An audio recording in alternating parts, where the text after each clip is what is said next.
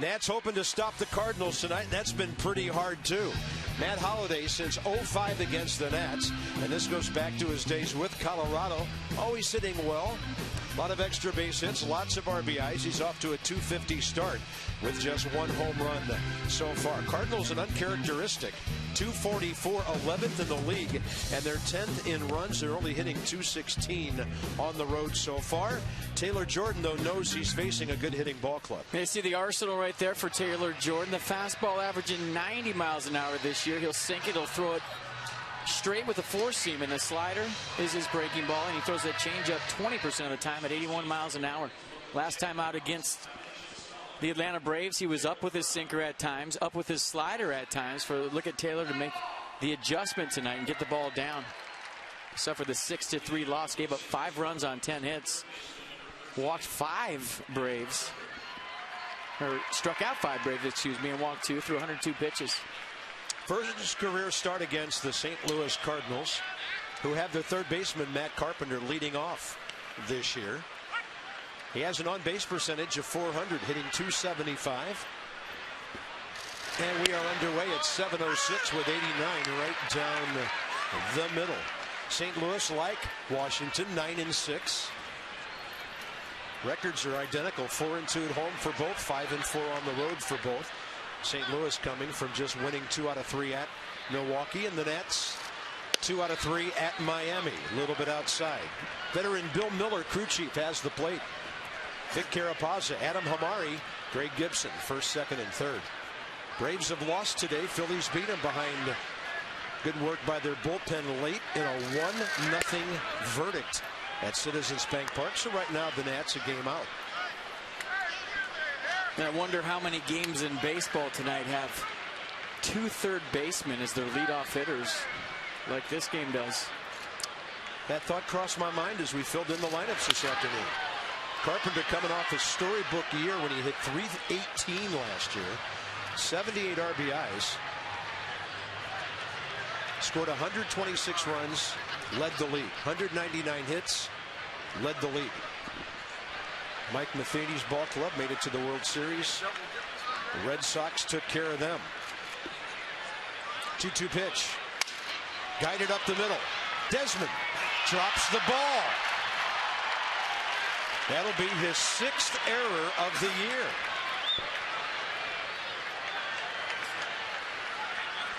And the 17th error this year for the Nats as a ball club, and that leads all of baseball. Ian Desmond, first try. Kind of a little check swing by Carpenter. Got the in-between hop. Looked like he might have been peeking up, and the ball just didn't stick in his glove. And that's the way this one starts. Seems like we've seen a lot of peeking from infielders and outfielders lately. Those are just routine plays, got to be made. And here's Colton Wong, the rookie, takes a strike. Wong, 240. They have Mark Ellis as insurance to play behind him. Veteran guy who's been around for a long time, just came off the DL this week. And that put Pete Kozma back in the minor leagues. 0-1 pitch and a good one by Jordan under his bat, 81. Unfortunately, Colton Wong, best known around baseball right now, is the guy who got picked off to end one of the games in St. Louis in the World Series last year with the tying run in the batter's box. 0-2 pitch. And a little tapper. Jordan over toward the line, can use the glove, can't get it out, safe. And the Nats are not playing good defense. Well, you just can't give good teams extra outs. And Mike Matheny's squad definitely take advantage of this. When you're playing upper echelon teams, or even at the major league level, you start giving teams 28, 29, 30 outs in a ball game. They're going to take advantage. You see Jordan right there, can't get it out of his glove. Ian Desmond couldn't get it in his glove, and just like that, first and second, nobody out.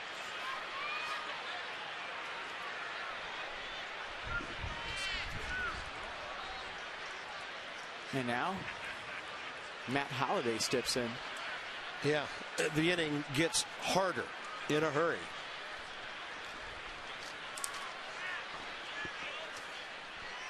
Holiday at 250, a homer, 7 RBIs, as we noted in our lineups, and that's foul outside third. Set the defense for the Nats tonight.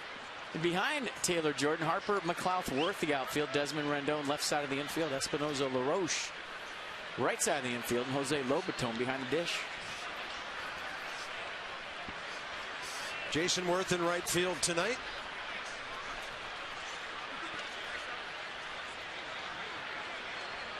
I don't know if the team can go into a defensive slump, but this thing needs to turn around in a hurry. There's a pretty good breaking ball by Taylor, diving down and away from a big, strong right-handed batter.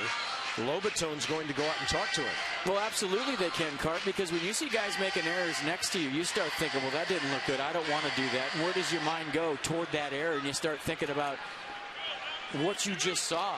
And it's, you know, it's negative feedback to the guy standing around you. So now you're thinking, well, we haven't been playing good defense, and he just made an error. Boy, I sure don't want to do that. And you can get into a defensive slump, absolutely, as a club.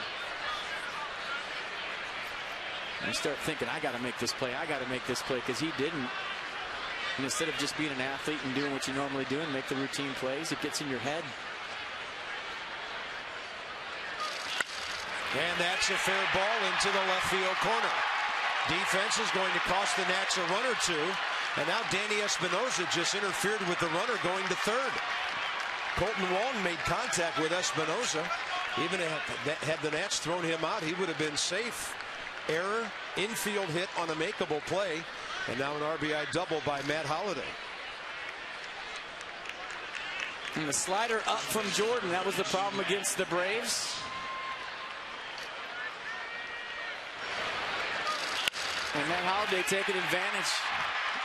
RBI double down the corner, 1-0 Cardinals. And maybe their best hitter so far, Matt Adams, steps in the box at 362. Yeah, he's the reason Carlos Beltran's no longer a Cardinal. They wanted him to play first. That pushes Alan Craig to right field. And Adams came out of nowhere last year and drove in 51 runs and 296 at-bats with 17 homers. 25 years of age, out of Pennsylvania, a town called Phillipsburg. And he'll pull it to the right side to make it 2-0. Espinosa to LaRoche. Well, we just showed the graphic in the open about the first couple of innings, how the Nats have scuffled and had to play from behind the majority of this year, and they're going to have to do it again here tonight. Productive out right there by Matt Adams, getting Matt Holliday to third base with 1 out and driving a run in. That's a good at-bat. High fives all over the Cardinals dugout. Yeah, and Yadier Molina coming up, a tough out, who doesn't strike out much. He's driven in 9 runs and hit 3 homers already. 12 homers all of last year.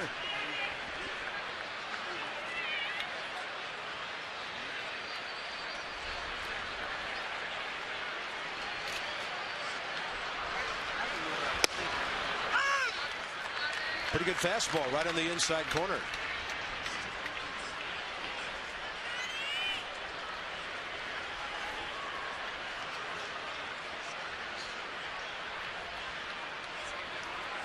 Yadier Molina's so good in these situations. Thinks about going the other way, up the middle. Doesn't try to do too much. 3-0.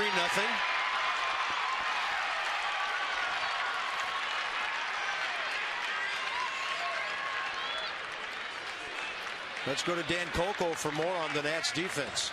Guys, I asked manager Matt Williams prior to yesterday's game in Miami about the Nats defensive issues to begin the season. He said somewhat similar to what FP was just saying, that it seems like the guys have been pressing a little bit defensively. So I asked him, how do you fix it?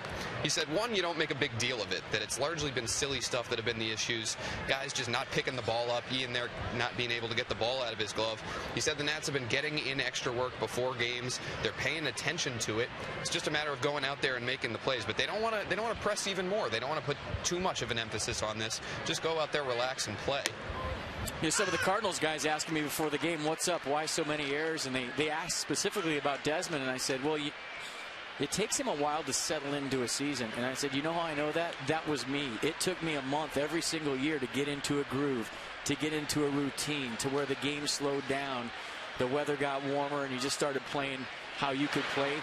You know, early on in the season, you have a tendency, or some players, I should say more correctly, have a tendency to do too much, to come out of the gate and get a big average and to make the great play.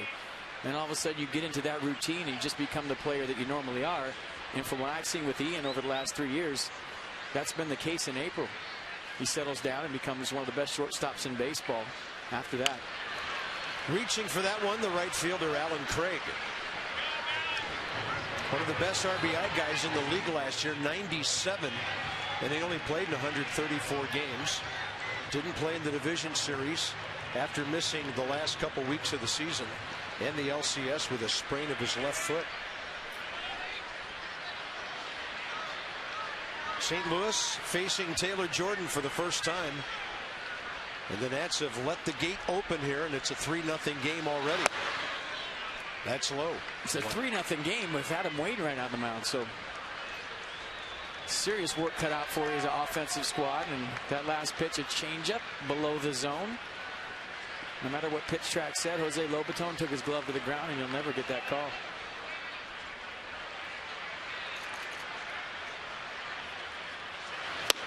Good pitch. Down and in to the right-handed batter. 2 outs. Well, that swing didn't look like it felt very good to Alan Craig. It looked like he grabbed something after the strikeout there. Great pitch from Taylor Jordan. 2-seam fastball underneath the hands. We'll watch Craig swing again and again. See underneath his hands right here. Kind of lets go of the bat, and it looks like there might be some pain in that right arm. I mean, he let go with that top hand very early. And he is not feeling good at all.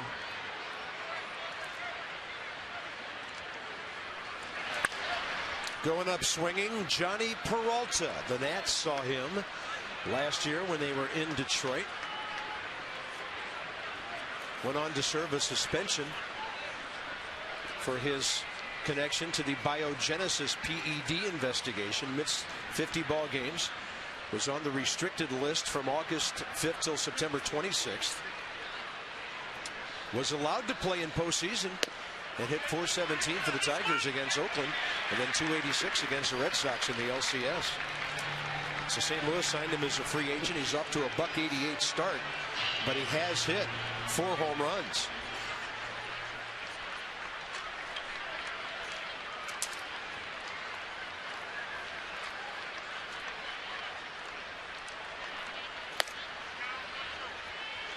Now Jordan did a nice job of keeping the ball down so far. He didn't help himself on that ground ball, but for the most part, Steve McCatty has to be happy with the stuff. He's been down, getting ground balls, doing his thing. Great late movement on that, even though it was up a bit. Ended up just diving. He's got good stuff tonight.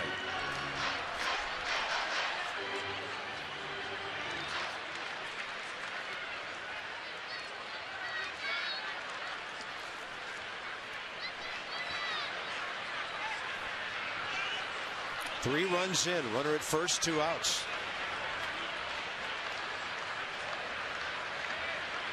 Peralta 9 hits, 4 of them home runs.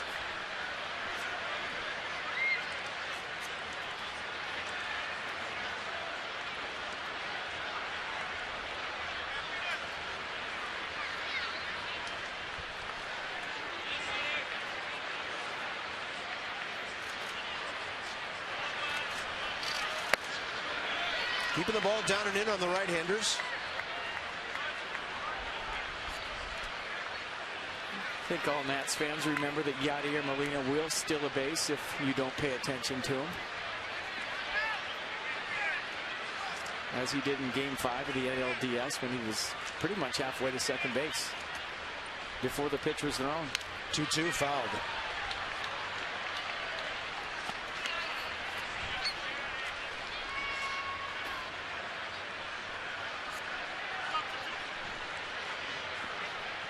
.25 pitches already for Taylor Jordan. And more than a handful to this hitter, number 7, in their order, Johnny Peralta.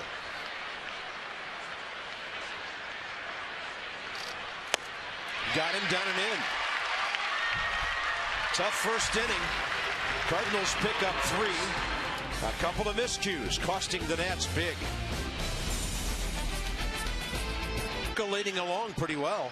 Has an uphill battle right in front of it again tonight. Nats are hitting .269, second best in the league, second only to the Rockies in runs. Nate McLeod, career against Adam Wainwright. Pretty good numbers, 5 hits, 3 walks. There are some Nats who've done some damage against him. Adam LaRoche, 7 hits, Worth 5, couple of home runs. Bryce Harper, 6 for 11. Career against the multi-varied arsenal of Adam Wainwright, including that big, huge curveball of his. Well, he'll sink the fastball and cut the fastball. Last year he felt like he got a little cutter happy, so he's gone to the 2-seam sinker a little more this year. He has a curveball that'll go between 78 and 88. I think one of those curves is more like a slider, and he has a changeup at 83 miles an hour. He'll vary his delivery, so quick pitch you. Sometimes the hands over the head, sometimes the hands around the belt. He'll mix it up, and like I said in the open, 306 pitches Wainwright's thrown this year, 201 of them for strikes. Only 65 balls, make it 66 balls with that pitch all year. Anthony Rendon, 339. Nationals leadoff guy in the top 7 in the league in RBIs. And a good take, 2-0. He's 1 for 6 career against Wainwright. So the Nats hitting .269 like the Marlins are. Rockies at .295. The 3 hittingest teams in the league. Someone had a little cut on it. 87.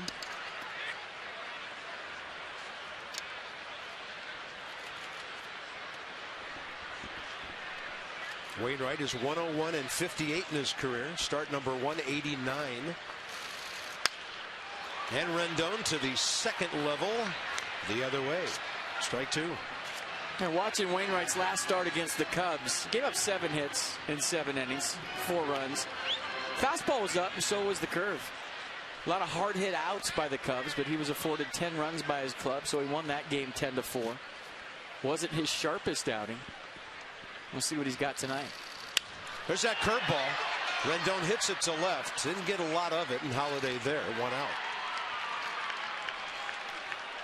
Set the Cards defense tonight behind Adam Wainwright. Holiday, Jay Craig, your outfield. Peralta, Carpenter, left side. Wong, Adams, your right side. And Yadier Molina, one of the best in the game behind the plate, if not the best in the game. Great game caller. Handles pitchers well. Throws everybody out virtually, and is an offensive weapon as well. Yeah, they've got his career caught stealing rate at 44%. Harper with a bunt, it hit the plate, but bounced right to Adam Wainwright. 2 outs.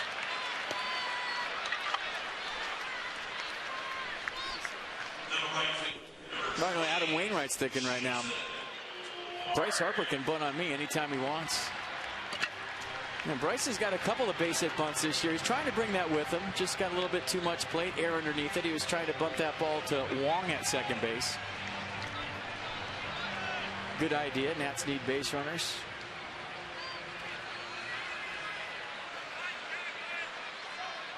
Jason Worth career against Wainwright. 2 homers, 5 for 23.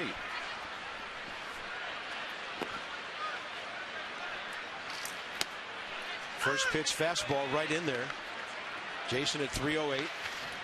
8th best on base percentage in the league with Adam LaRoche. They're both at .410. And on a pitch up, it's at a play to the right side.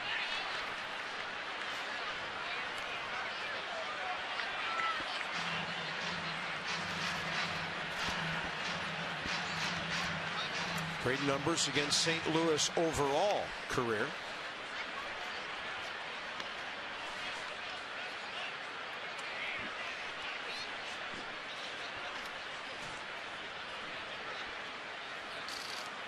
That's right in there, inning over. Wainwright comes out with a 3-run lead, throws strikes. Nats go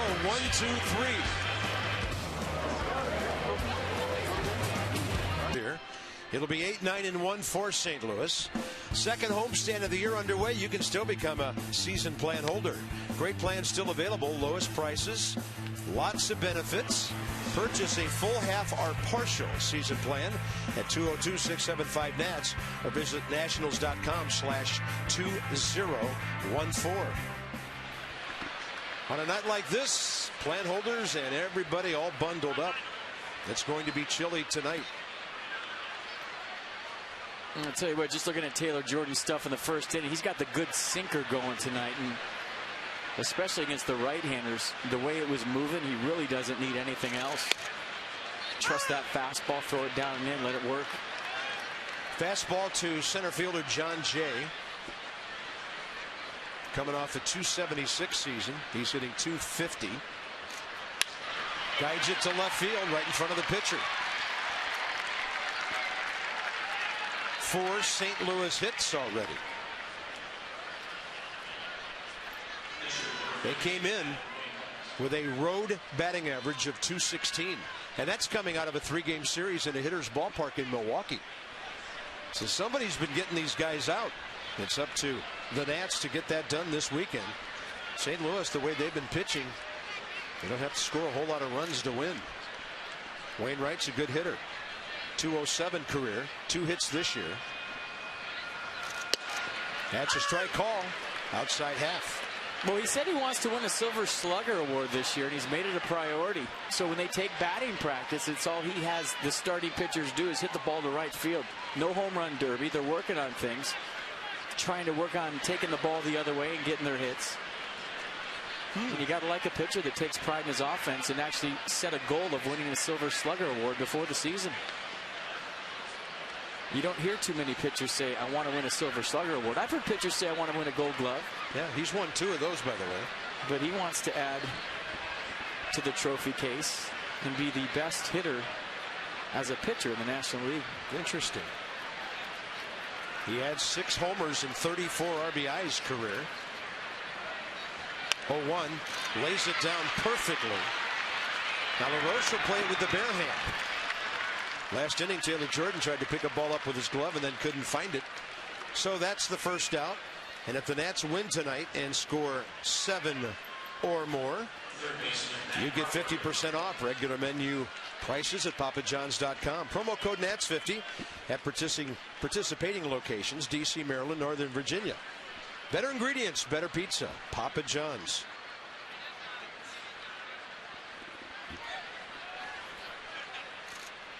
There's Matt Carpenter, who hit that little flare by the mound to start the game that Ian Desmond dropped after a bounce. And that opened the floodgates first inning. Even with a lefty up, you got to keep John Jay close at second base. He's not afraid to run. Ian Desmond kind of shading that way.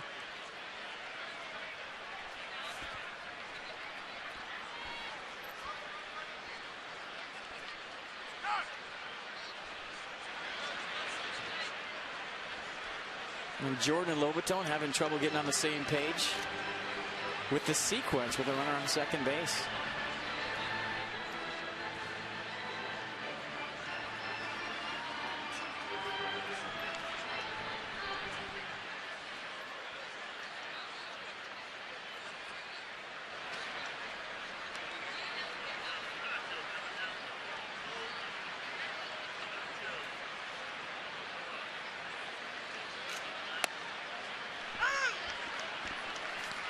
Good 2-seam fastball down the zone.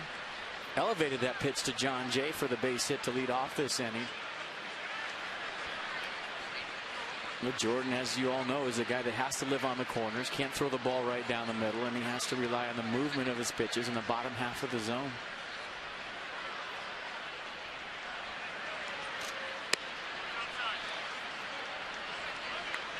Fastball up and away, 1-1. 26 pitches, 20 strikes in the first inning.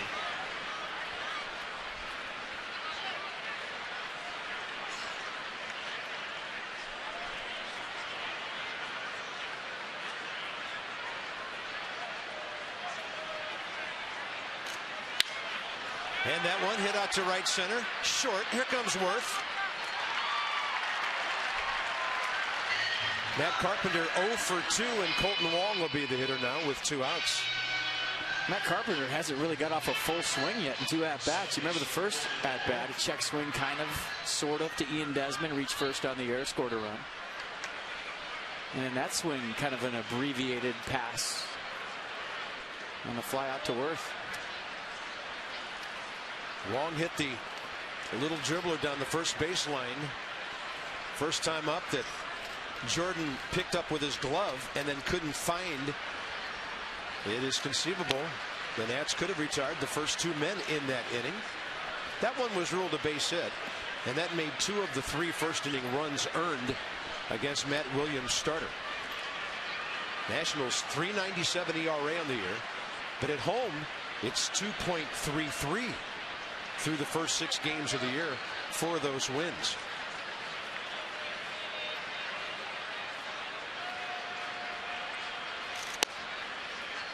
Put on the inside corner with 80. The off speed.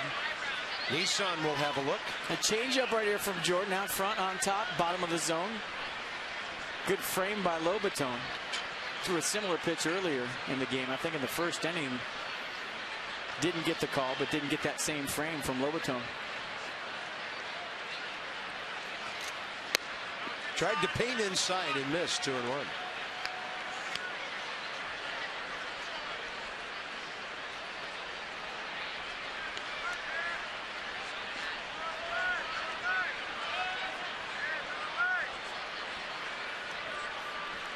Good speed at second. Really good speed in the batter's box here. And that ball hit Wong on the leg after it hit the ground. So the count's 2-2.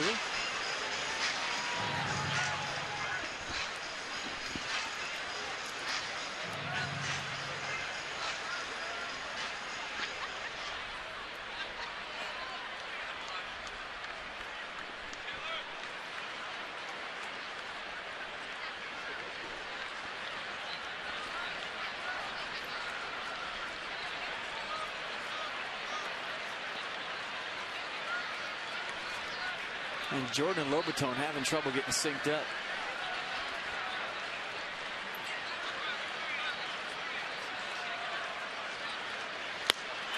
Another changeup, a beauty. Good inning, good bounce back inning for Taylor Jordan. Adam LaRoche off to a good start this year. Desmond Espinosa to follow. 3-0 visitors. Park, it'll be 4, 5, and 6.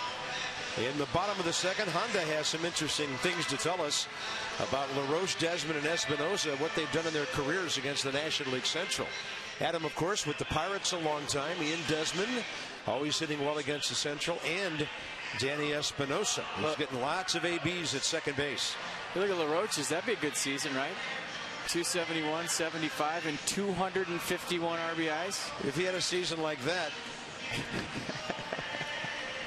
he would be Superman Adam LaRoche. He'd be really good. Yeah. Wait, he already is. He'd leave McGuire and Sosa and Bonds and Ruth in his wake. Wainwright only his 10th pitch. 7 strikes, ball 1 to LaRoche, bottom of the second underway. Adam 7 for 32 career with a home run against Adam Wainwright. Battle of the Adams, who wins?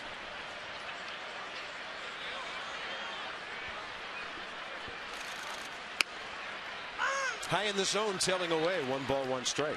They got the full shift on the Adam in the batter's box. Wishbone offense right there. And don't forget, LaRoche has been hitting a lot of balls the other way early in the season. Maybe they're going on some old spray charts. Always interesting to watch the pitching pattern after you see the defense set up.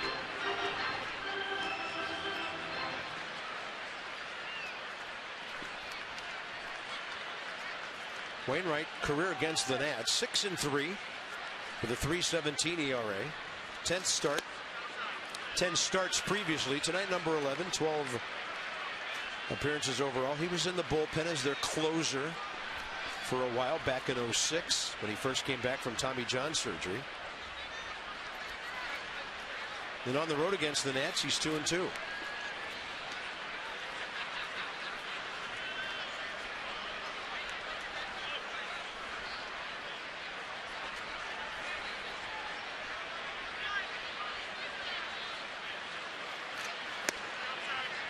Adam LaRoche has walked 11 times this year.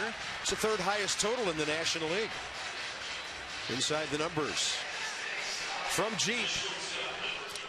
The Nats are hitting the long ball. 48% of their runs coming on home runs right now. Look at Houston. That's ridiculous. Reds and Braves. But that's a misleading stat. I mean, if you average 2 runs a game and they're on home runs. Houston, not a prolific offensive club. I mean, you don't want to have the majority of your runs via the home run. I guess the 3 legit teams on there would be Nats, Atlanta, Angels. Teams that do score runs and hit the long ball. If my ball club scores 2 runs a night and they're both on homers, well, 100% of my runs are via the homer. So you want to be able to manufacture, is my point, when you're not hitting home runs, and Matt Williams has said as much this year. We want to be a ball club that manufactures. Desmond with a high chopper. That's a hit. Wainwright had no chance to throw him out, and now the Nats have 2 on, nobody out. And there goes the no-hitter, infield style. For Ian Desmond, he'll take it. Chopper off the plate. And Wainwright had no chance. And he tries to barehand this ball, but Desmond could have taken a turn at first by the time this came down. I can't remember seeing a chopper this high in a long time. Wainwright tries to barehand it. Didn't matter if he caught it, threw a bullet right on the money. Desmond was going to be safe. So the first hit of the night for Nats is an infield job by Ian Desmond. I mean, that thing hit the plate and went about 50 feet straight up in the air. I mean, it was as high as our booth, I think. Okay, 250 feet. Exaggeration a little bit. Here's Espinosa. And Danny could bat the Nats right back into this one. Wainwright misses inside.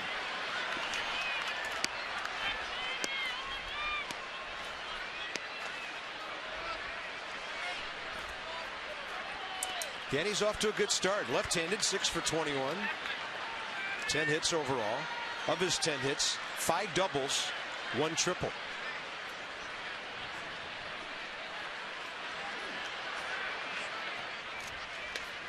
Good eye, 2-0. Good take. That's a pitch Wainwright wants you to swing at. That cutter down and in, 89 miles an hour. Roll over that to second base. Get 2 outs with 1 pitch. It's a good take by Espinosa. Now he's got count leverage. Looking to drive something.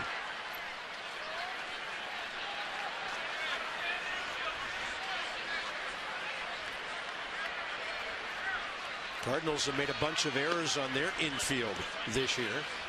Their 4 starters, other than the catcher, made 8 errors combined. Espinosa hits it to left center. Matt Holliday way off the line. Easy play for him, 1 out.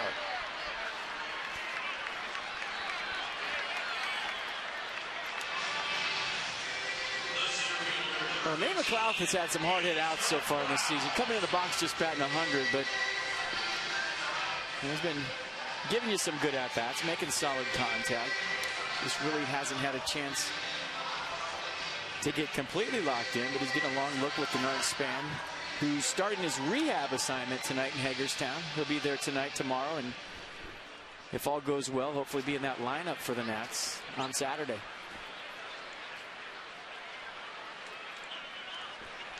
Nice to have minor league ball clubs close by. You can make a car trip, Hagerstown, Potomac. Yeah, I heard somewhere the Peanuts are starting a 7-game homestand at the Fitz.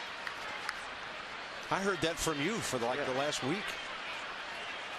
Here's McLeod, 2 for 20. And a big time for his first RBI or RBIs as a Nat. 3 walks, 5 hits career against Adam Wainwright. Making his 4th start of the year. The league came in hitting 200 against him.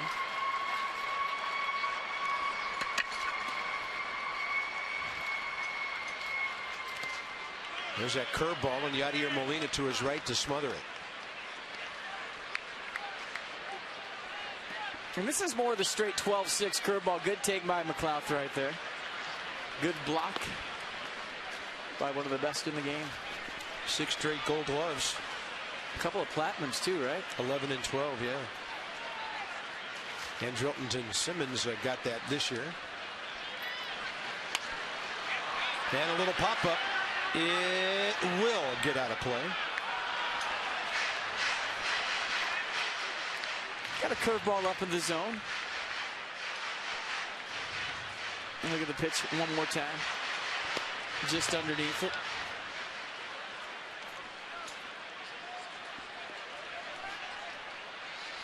Two on, one out. Nats down by 3. Trying to change that toward the bottom of the order.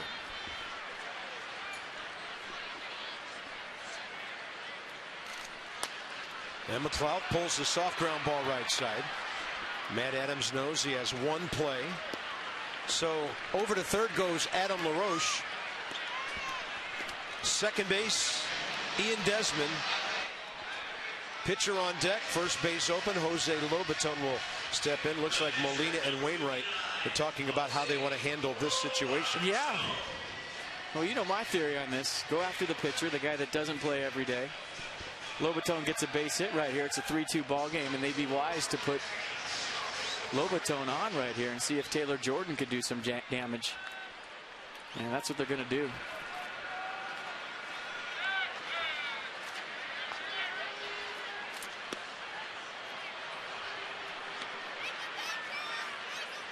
And I don't know what Mike Matheny called because I didn't see it from the dugout, but neither Yadier Molina or Adam Wainwright peeked into the Cardinals dugout. I think they just went out, 2 veteran guys. They know what they're doing and decided that on their own.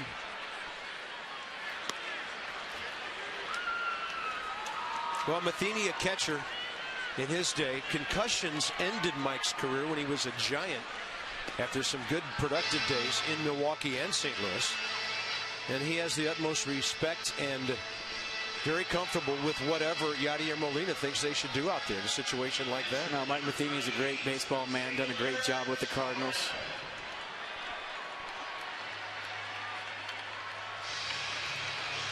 And I think it's a lot harder to take over a great ball club than it would be, say, a rebuilding job. A lot more pressure, especially with a fan base like the Cardinals have, to win every single game all year long. Taylor Jordan, 2 for 18 as a big league hitter. Without an RBI, he's 0 for 4 this year.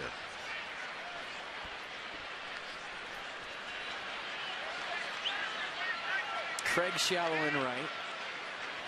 You can run on John Jay in center. Doesn't have a very good arm. And same with Holiday in left. Yeah, their best arm went to Yankee Stadium. Carlos Beltran. That's a curveball that Bill Miller, 16-year veteran, ruled was on the corner. Miller liked it. I don't think Taylor Jordan did. He did a double take when he heard that call.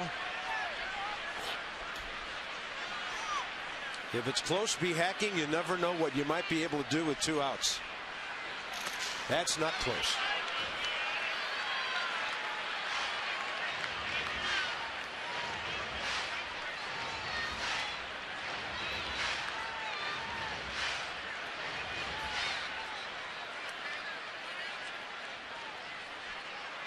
First of 4 in this series. First of 11 on this homestand.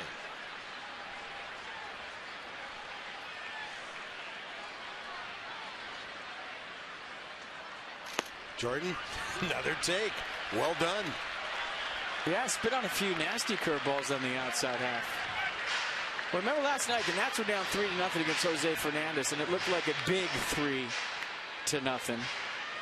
They found a way to fight back in that game. Jason Worth with the big blow, that home run to right center field to tie the thing up. So, you know, the way this season has started, I guess you could say the Nats are right where they want to be, down by 3.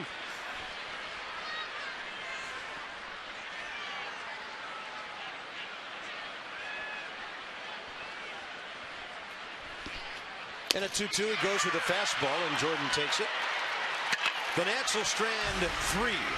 So on to the 3rd inning here in Washington. Matt Williams Club down big early. Here's your latest Doug Fister update as he works back from that strained lat muscle that has him on the disabled list to begin the season.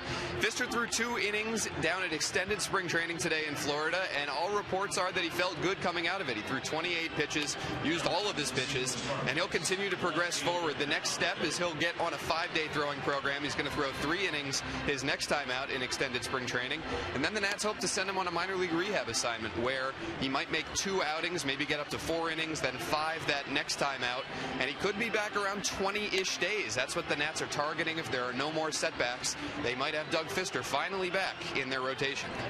Well, the Nats need Doug Fister back in the rotation in a big way, and I need a sweater vest, Mass and Dan, just like you had on. Really good looking on our FCS sideline report, the Association for Global Security Professionals. And on the road trip, our Honda Do-Up has the Cards doing this. Holiday 4 for 13. Hard RBI double down the left field line. First time up. Ball 1.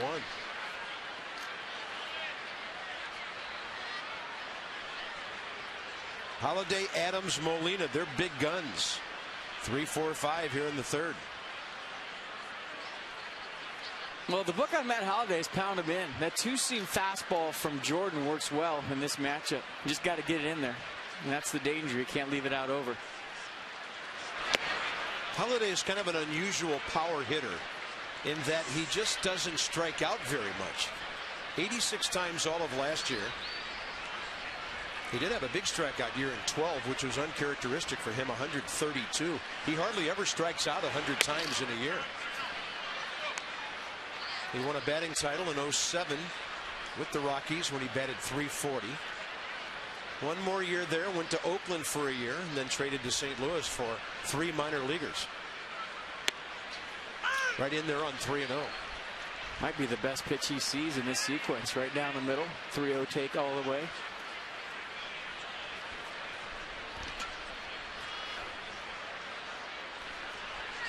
Target in. Holiday takes the walk.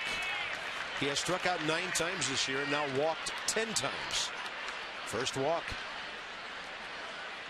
by Taylor Jordan. Matt Adams, the lefty, coming in. And then another guy behind him who doesn't strike out much, Molina.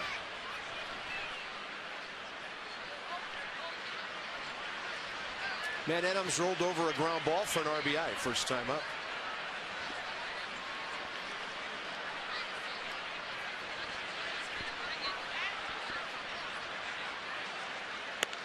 Back in 2009, 698 players were drafted before Matt Adams out of Slippery Rock.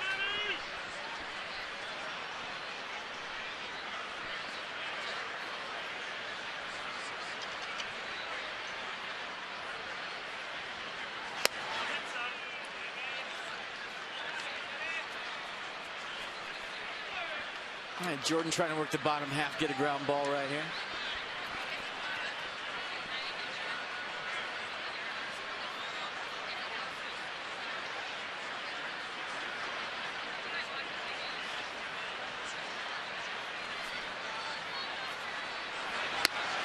That fastball's up and in.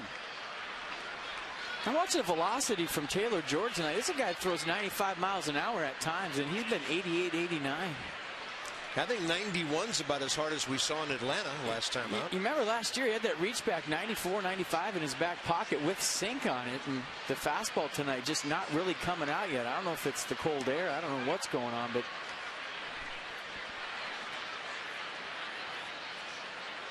that's not the 91 to 93 he sat at last year with the occasional 94, 95.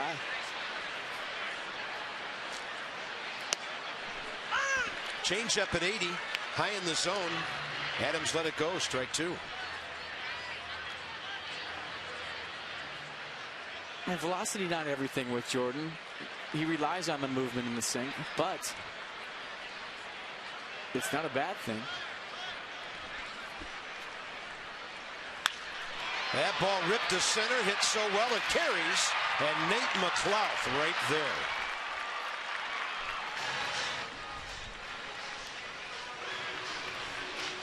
Yeah, pretty good swing by Adams right here. Got a pitch elevated in the zone. I think 86 miles an hour. Lines it straight to center. McCrouth on it.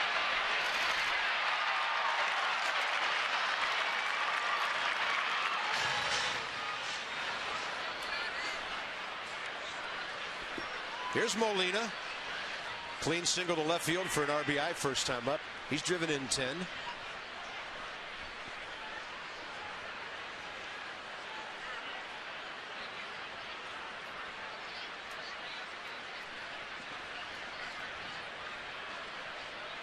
And he's off to a huge start, batting .364.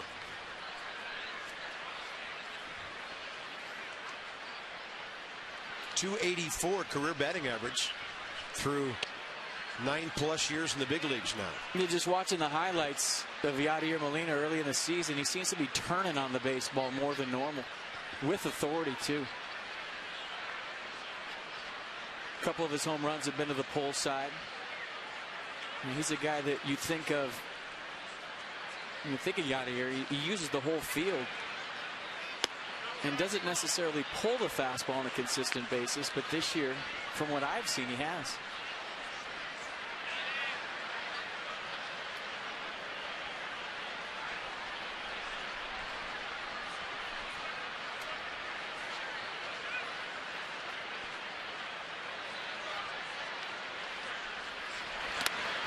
It skips in the dirt. And the count goes to 3-0. They've done a good job of not wearing him out over the years. I think the most games he's ever played in a season was 140, usually somewhere between 130, 140, which is about all you get out of a frontline catcher anymore. And he's been pretty durable. That's in there, 3-1. He'll be 32 in July.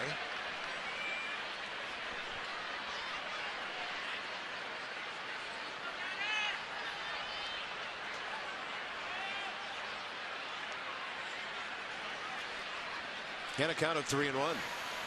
Runner on the move. You can do that with Molina because he makes contact.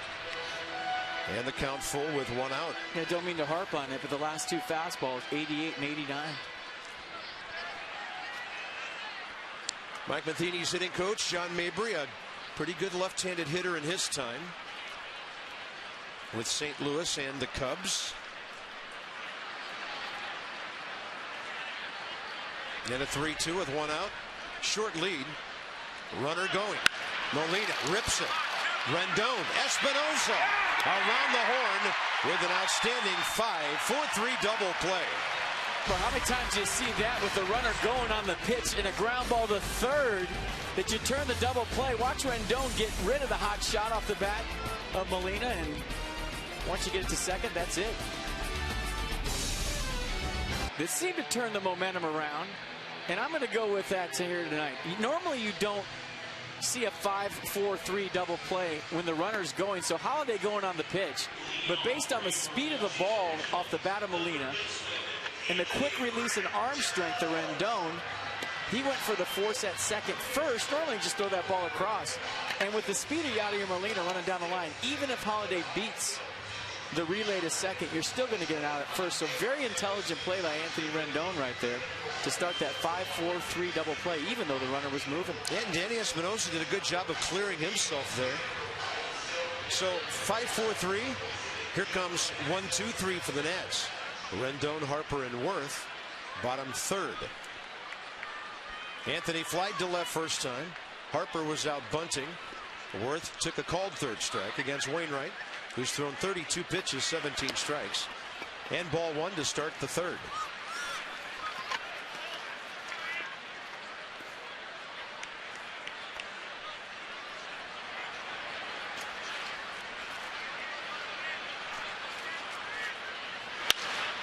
Rendon was reaching.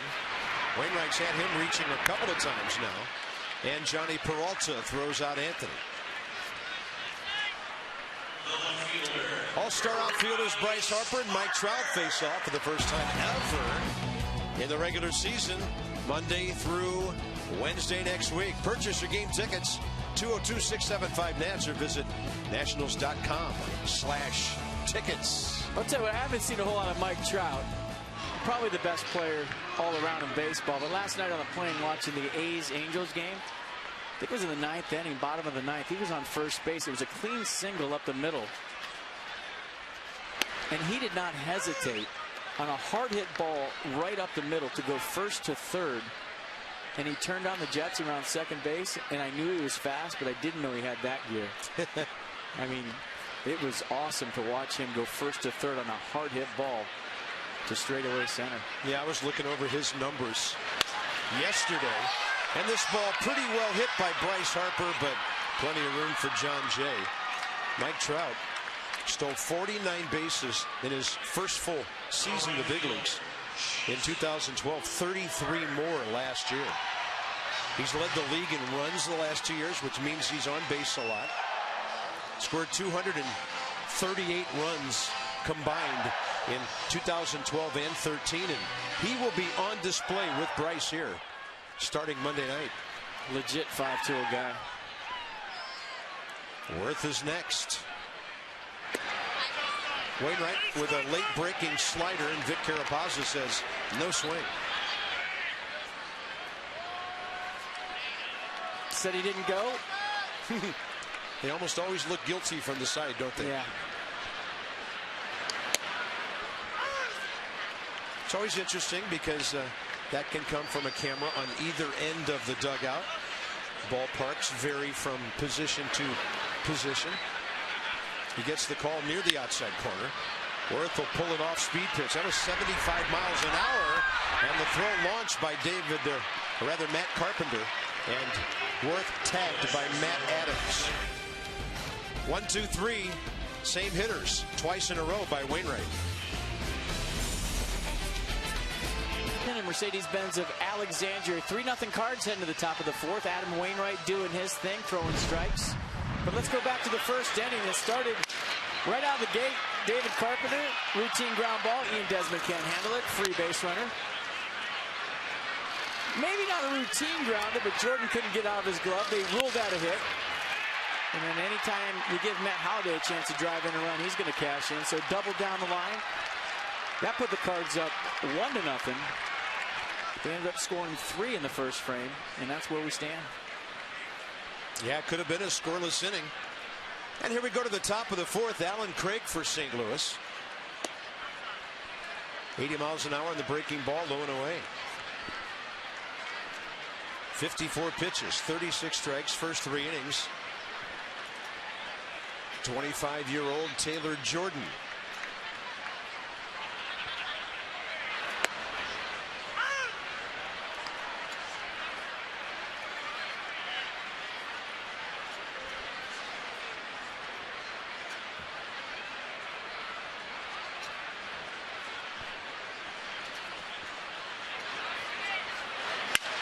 Pretty good late movement down and into the right-hander there.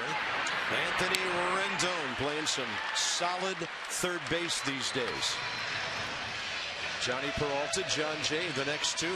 I talked to Anthony yesterday before the game, and he feels very comfortable back in his old stomping grounds at third base. He looked very comfortable at his new stomping ground second base as well, so put him anywhere he can play. Yeah, he's evidently stomping all over the place with no problems.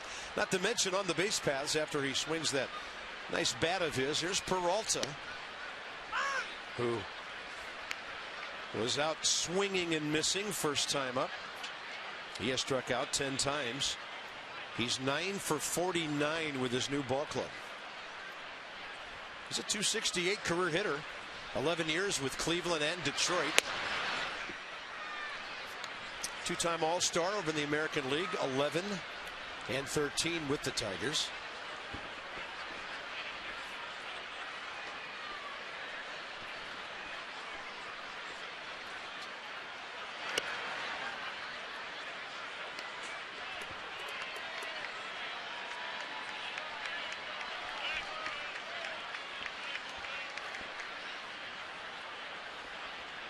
And a count of 2-1. To a shortstop who can hit for power. Couldn't get that 82. Good changeup. See if they double up on it. Yeah, 2-1 change up to Peralta. He's thinking fastball all the way. Good late movement down the zone. Close. No swing. Vic Carapazza down there at first. Triple up on it. Throw it in. He threw it twice. Almost got him right there. It's been his best pitch. 3-2. Don't want to walk somebody. And Peralta will reach out and sky that one down the left field line, and it'll hit fair. Bryce Harper picks it up. Strong throw. Safe by an eyelash at second base. Danny Espinosa ended up dropping the ball, but it sure looked like Bryce had no chance, and he made it close. Well, from our vantage point, Bryce disappeared down the corner, and all of a sudden you see a cannon shot come out of there. We'll see it together right here. I don't know if Espinosa holds on. Is he out? What a throw by Bryce Harper, and I think Peralta would have been safe either way. Espinosa trying to make the quick tag. It looks like it would have been close. Good throw by Harper.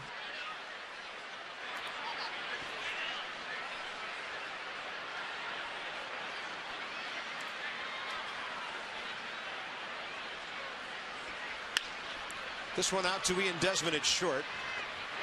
He will throw a bad one to Adam LaRoche, and Ian Desmond has made another error.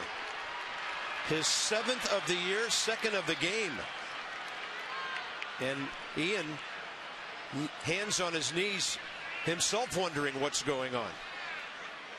Well, you see Ian Desmond make errors with a glove. You very rarely see Ian Desmond make throwing errors. And this one, he just kind of chokes off. Look at this throw. I mean, straight into the ground. With something on it, LaRoche had no chance. Now, at times you'll see Ian throw a ball high, but I don't know that I've ever seen him throw one that straight into the ground before. And he is thinking about it for sure. Here's Wainwright, a very good bunter. Peralta runs pretty well at third base. They might try to steal a run here by laying one down. And with a guy like Wainwright, you can always switch off and have him swing.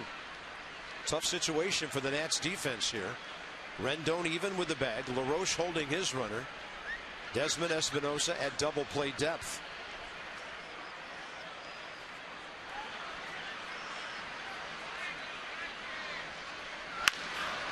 A chopper.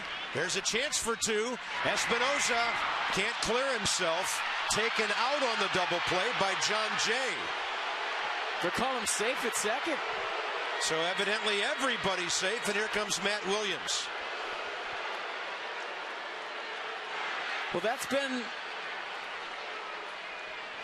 I guess, the call of the year so far is the catch and transfer rule. We've seen it with the outfielders catching fly balls. Nate McLouth the other day in Atlanta, and umpires have been enforcing it strictly. So Adam Amari is saying the ball was not in Espinosa's glove. I mean, that's clearly in his glove. He's going to throw the baseball. It's in his glove. Yeah, for a while. He's going to throw the baseball to first. It's still in his hand, and I have no idea what Adam Amari is seeing right there, but that's definitely a force out. Not the best feed from Ian Desmond either. Low into Espinosa's right, and I think the best thing about that play is that Danny Espinosa is okay. I mean, he had to hang in there late, right? Well, Matt Williams leaving the field. I mean, you see that in force when the ball kind of hits the glove and it's like a frying pan and the ball drops straight down the transfer, and we'll call it safe. But that ball was in Danny's glove. He's taking it out with his right hand. It was actually in his right hand for a moment and then came out. Not sure about that. They haven't put a run on the scoreboard. Now they do. A run scored on that play. Peralta from third. Fielder's choice. RBI Wainwright. 2 on, still only 1 out.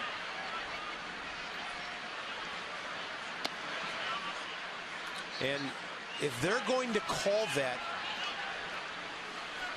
somebody's going to get seriously hurt trying to turn a double play. Yeah, so if I have to stay in there and catch the ball, make sure it's in my hand, and show the umpire the ball before I turn the double play, Yes, you're going to get taken out by somebody. Yes.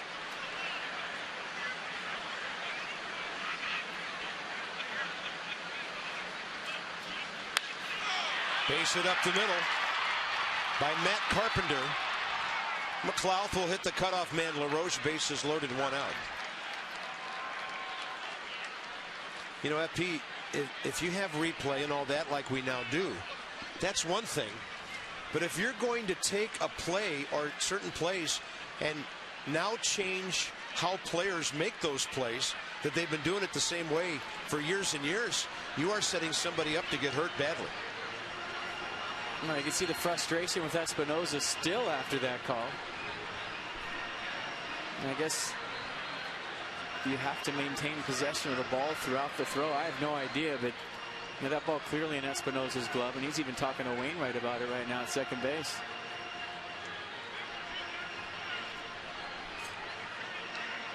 It just seems like everybody throughout baseball is playing a different game in 2014 than they have for the past 100+ years.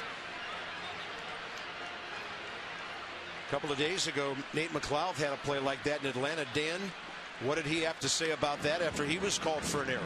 Talked to him about that play actually when we were in Miami, Bob, and Nate said essentially what FB just said, that he's been, you know, playing the game a certain way for however many years, and now the rule has kind of been changed in a sense that you have to possess the ball through a throwing motion. So he dropped that ball in Atlanta when he was transferring it from the glove to the throwing hand.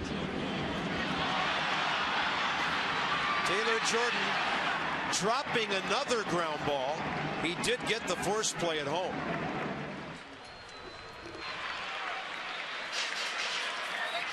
That was almost disastrous. Unfortunately, the Nats got the lead runner. Stayed with it and made a good throw, and this thing could have went anywhere. Bare hand hurries it, and it was bang bang at home plate. And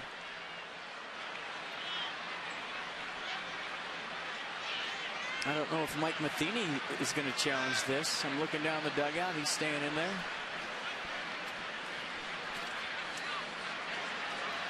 Matt Holliday coming up. Bases still loaded. 2 outs now. We'll get back to Dan when we can. Don't want to miss any game action here. And Holliday will foul it. Dan, how about filling us in now on the rest of what Nate McLeod had to say about that play? He essentially, Bob, said that players now are starting to learn that they need to make sure to possess the ball through a throwing motion, that on plays like that, transfers, they have to possess the ball before getting rid of it and making a throw. So it will happen in the outfield. It'll happen especially on those plays around the bag for middle infielders. Well, my high school football coach used to make us walk around campus with a football if we ever fumbled the game. So maybe a lot of Nats should or Major League Baseball players should carry a baseball around with them all day long. Time of possession given a whole new meaning.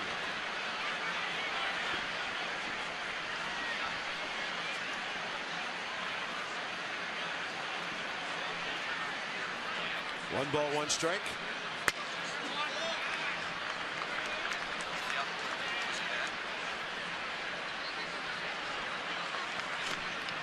Here's Blake Trinan, who may have an extended assignment tonight. Any run scored in this inning will be unearned because of the Ian Desmond error on John Jay. Would have been the second out. And then Wainwright hit into what would have been the third out with his ground ball. Here's another one to Desmond. Shovels to second. Close play.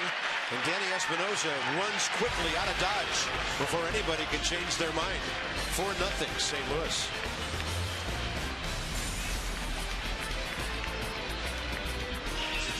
4-0 now. LaRoche, Desmond, and Espinosa coming up. You know what time it is, Carp. It's time for you to tweet your photo using hashtag #Nationals for a chance to have it shown on our broadcast tonight, as brought to you by AT&T.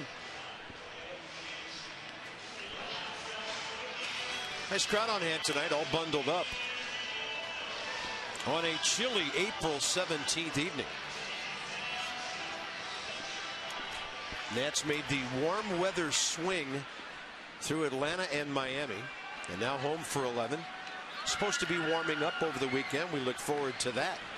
Here's LaRoche, who started off the second inning with his 11th walk of the year. He was looking to bunt a base hit down the third base line. Somebody just tweeted me that baseball now has a tuck rule. Good That's call. hilarious. Yeah, good call.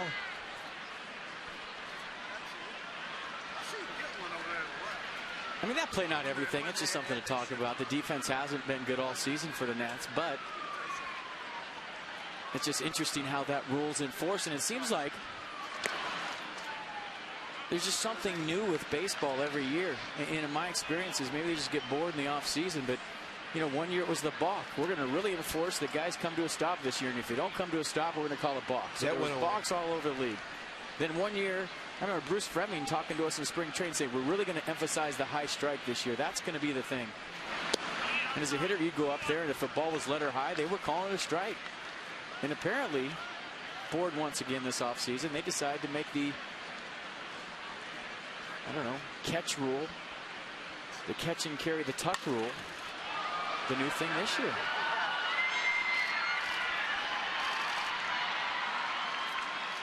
I don't know why we continue to try to change a game that to me is perfect. Been played the same way for over 150 years.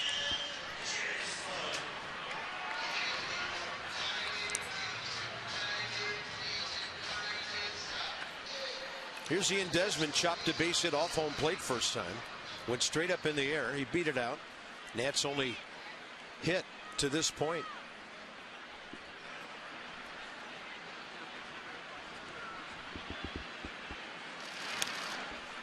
Looked like Ian was looking first pitch curveball there.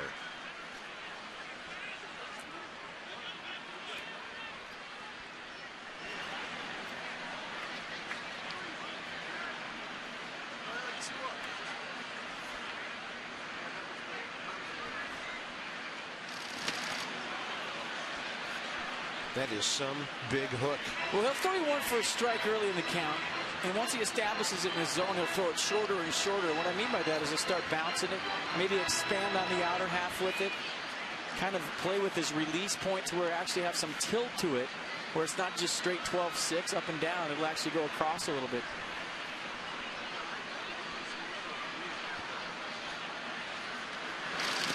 And there's the bouncer right there. But his mechanics are so solid, his base is so solid that he's able to change arm angles, mess with grips, add and subtract on the curveball, add and subtract on the fastball. Everything looks the same coming out of his hand.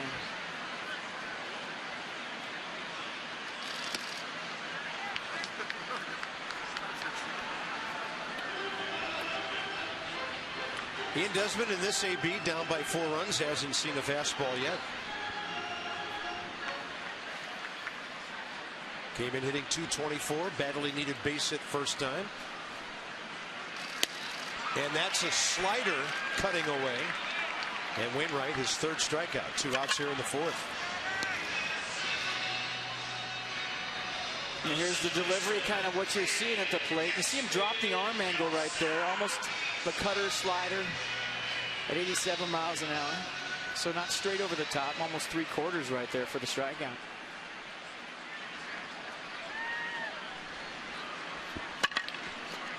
One chop hit off the plate. 1 walk, 1 intentional. The intentional to get himself out of a 2nd and 3rd with 2 outs. He struck out Taylor Jordan after that. And here's Danny Espinosa, who flied to left first time up.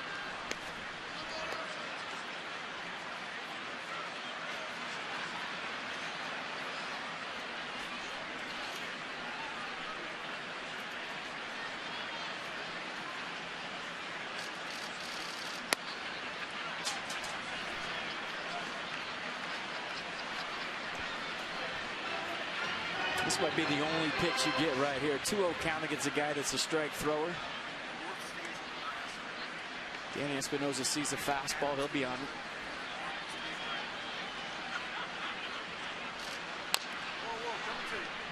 That was 90. 2 balls, 1 strike. Wainwright did not pitch in 2011. Earlier in his early in his career, he had missed significant time as well. Tommy John surgery comeback guy. A lot of those in baseball. Yeah, he had that Tommy John surgery in 11, came back, threw a lot of innings. He was kind of the exception, guy who came back and just kind of geared it back up. Not everybody can do that. And he made 32 starts the following year, 34 in 2013, plus had postseason action both of those times. Remember, he came back early in 2012, and when the Nats faced him in the playoffs, he wasn't himself. And he came back quicker than average from that surgery, and still just wasn't at 100% when he faced them in October 2012.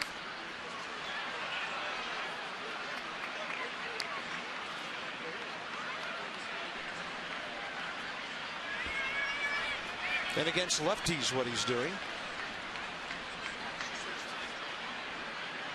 You'd think he'd throw more changeups against lefties, but his curveball's so big, he can throw that against anybody. Well, he's just a guy that's going to stay away with the fastball, show you it, and then go to his off-speed stuff to get you out. Molina wants this in the dirt. Got it. Strikeout number 4. Wainwright quieting down the Nats. The side of the tomahawk and the birds on the bat. Very unpleasant lately for Washington. Hands with anybody after that.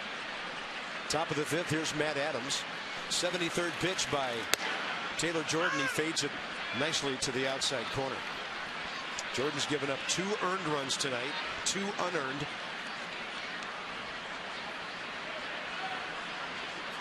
And deserves better than he's been given so far.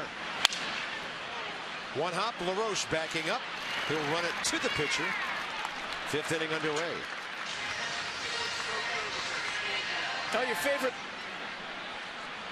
Here's Molina, 1 for 2 with an RBI hit and a double play ball.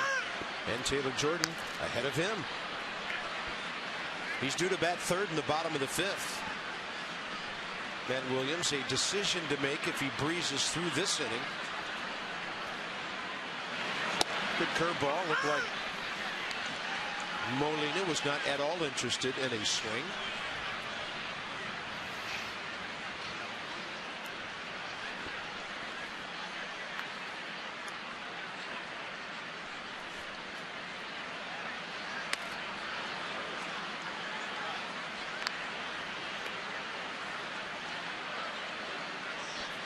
Yeah, it's a heater night for sure. Take one up here, guys. Can you roll one of those up here?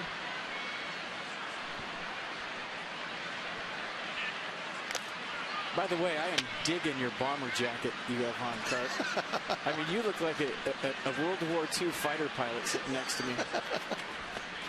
Well, we do work at high altitude.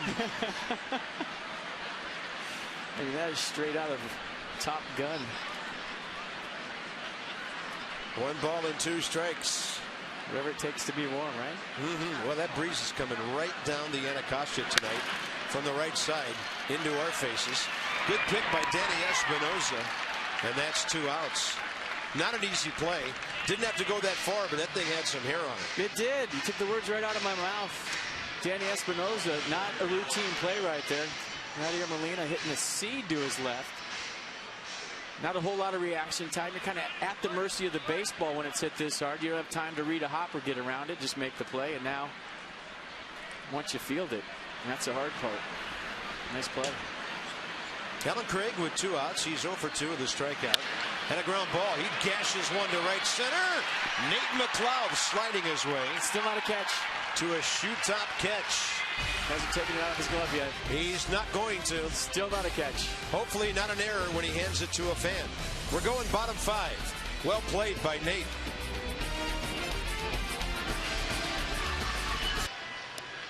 And the Nats are trying to get that done. Check in on our friend from Washington, D.C. Manuel Burris is in the organization.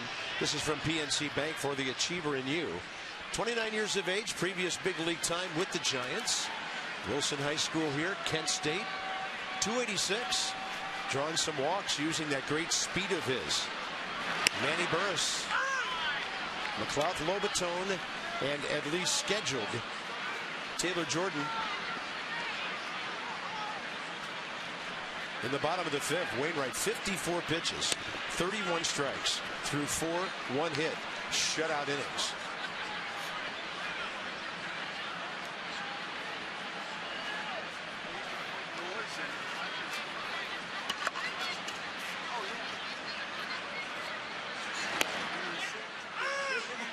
1 ball and 2 strikes.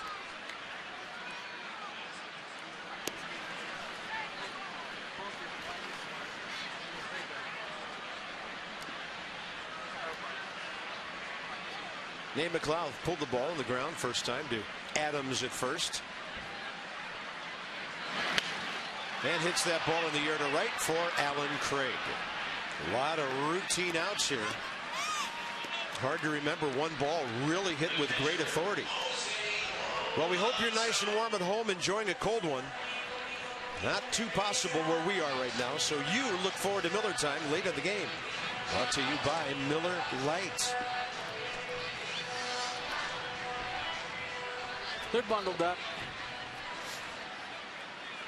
We're bundled up. I just had to sprint downstairs and get a cup of coffee between innings just to hold. Yeah, it is.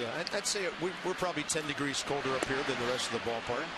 Some folks in the upper deck know what we have up here.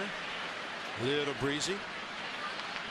Strike 1 to Jose Lobaton. Walked intentionally. First time up.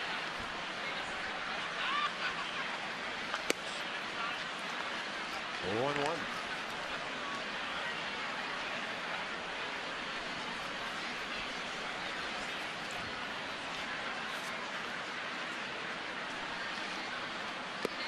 I mean, this guy gives you nothing to hit. A fastball for show. I mean, he'll throw for a strike when he has to, but he'll stay away predominantly with the fastball, and then he'll drop that hammer in mid-70s on you. I wouldn't be surprised if he doubles up right here and maybe throws another one in the dirt.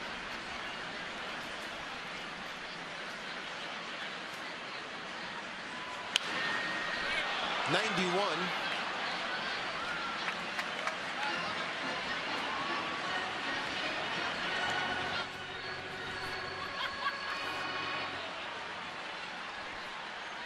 Teams with identical 9-6 records coming in. As mentioned, each 5-4 on the road, 4-2 at home. Wainwright tries to go through that side door with a breaking ball. It stayed out there, 2-2.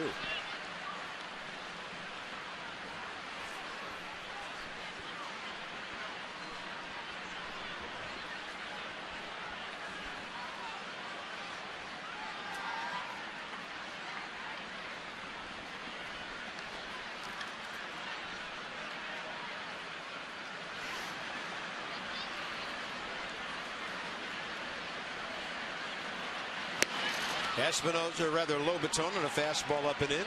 Swing and a miss, and that's 5 Ks for Adam Wainwright. And he struck out 3 of the last 4, by the way. Just moving the ball all the way around. I mean, fastball away, then he goes to the cutter right there. You see the kind of side rotation on it. 87 miles an hour. So fastball 91, outer half, cutter down and in for strike 3. Off a couple of nasty curveballs. So Lobaton seeing almost everything from Adam Wainwright. Taylor Jordan still in the ball game. 80 pitches, 54 strikes. He's only given up 3 hits and 1 unearned run since the first inning.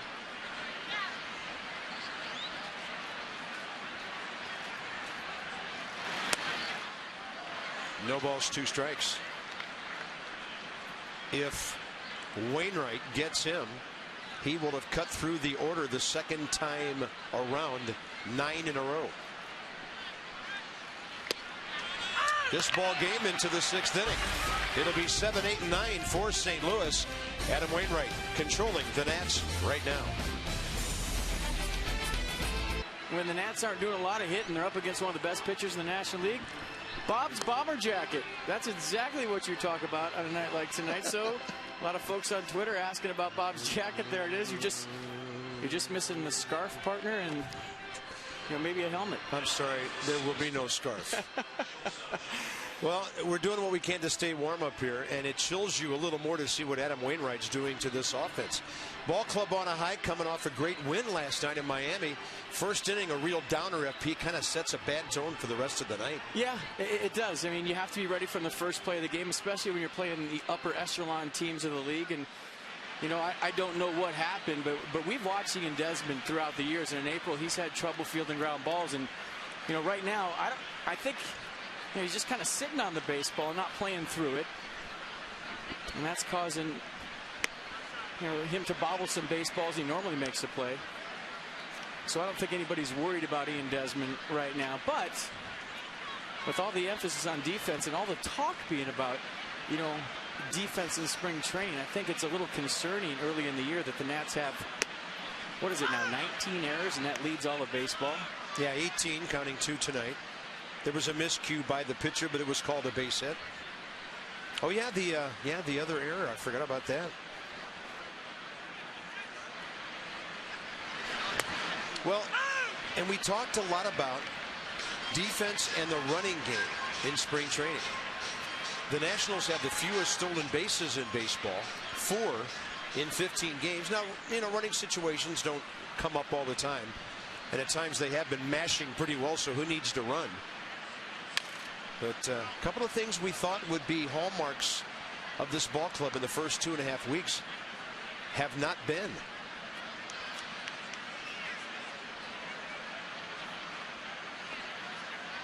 They'll work it out. It's a long way to go, long season. It'll shore up. That's a breaking ball up, and Peralta unable to get to it. Taylor Jordan strikes him out. That's his 4th K of the night. Yeah, elevated fastball.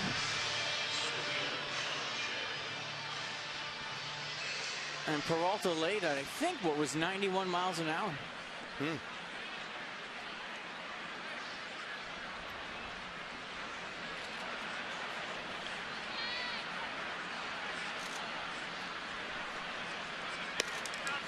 That's outside, says Bill Miller on the first pitch to John Jay.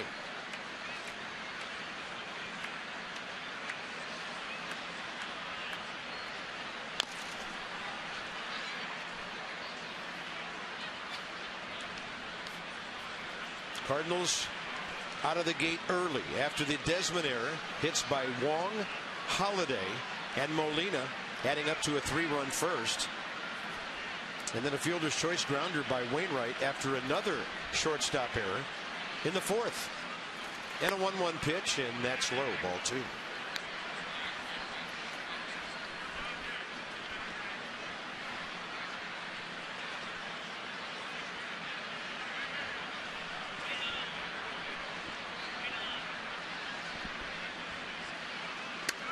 And that will hit John Jay.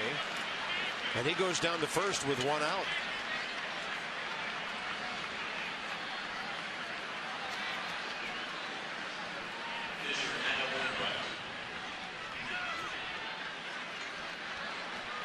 $16 ball games this year. They've now trailed in 12 of them. It's just unbelievable what's happening in the first couple of innings. Outscored by a 3-1 margin. And then just hacking away the rest of the night. Getting back into games. Icing a few. And staging some impressive comebacks. But against a guy like Adam Wainwright, really tough to do unless he just starts making mistakes. He's only thrown 67 pitches in his 5 innings. That veteran guy like Wainwright probably knows, not probably, absolutely knows what to do with a lead like that. Maybe more so than a Jose Fernandez. But I think last night wasn't really Jose's fault. There was just some poor decisions made behind him. He had stuff to go deep into that game. Wainwright to Desmond, deep short. Thought about throwing to first. Then he thought maybe he could get the runner going around second. Probably have to be ruled a base hit by Wainwright with infielders all over the place. He just bounced it into a spot where it took Ian a long time to get there. He had to go far to his right to make this play, but this is a play we've seen Ian Desmond plant and throw all the way across the infield. Looked like his feet weren't underneath him. Had to take this extra little shuffle right there and really didn't get a good plant on his backside to stand up and use that big arm of his.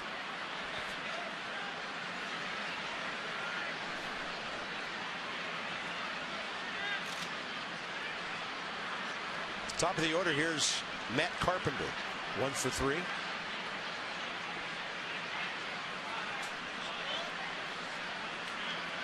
This game on the brink of being out of reach. Got to keep him off the board here in the 6th inning. back end of their bullpen has had an issue or two. St. Louis, they actually sent a couple of guys out today and brought in 2 new pitchers. Keith Butler and Pat Neshek sent out. Eric Fortunato and Jorge Rondon brought up, and Blake Trinan's up for the 2nd time tonight. But you noted that Trevor Rosenthal, who has 4 saves, has a high ERA. 67 pitches for Wainwright to this point. Cards bullpen and the use of it looks far away. They might get the night off. 2-0.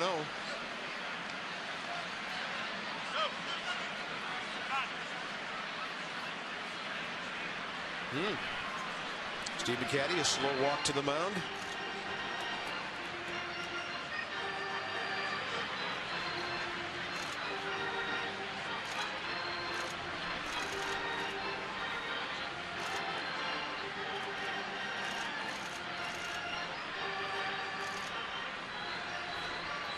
A little bit to talk to Taylor Jordan, maybe a little bit to get Blake Trinan all the way hot in the Nats bullpen. Yeah, not a reliever who can get that way in 15 pitches or something. Needs a while. Well, we thought this was an important first game of the series, because the next 3 you've got Gio, Jordan Zimmerman, Steven Strasburg going Friday, Saturday, Sunday.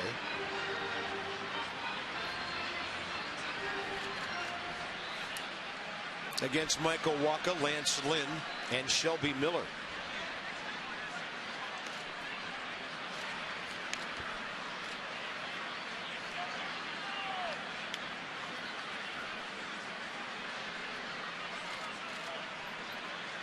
Two-0 pitch with 1 out. He's nibbling, and he's missed 3-0.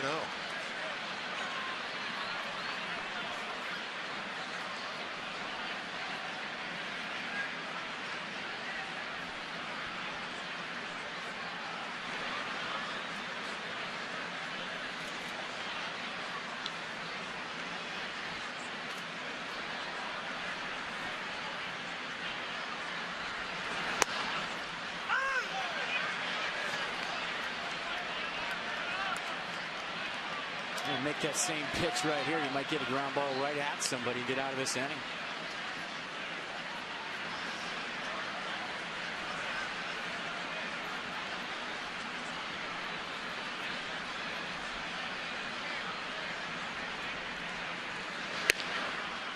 Bases loaded, 1 out.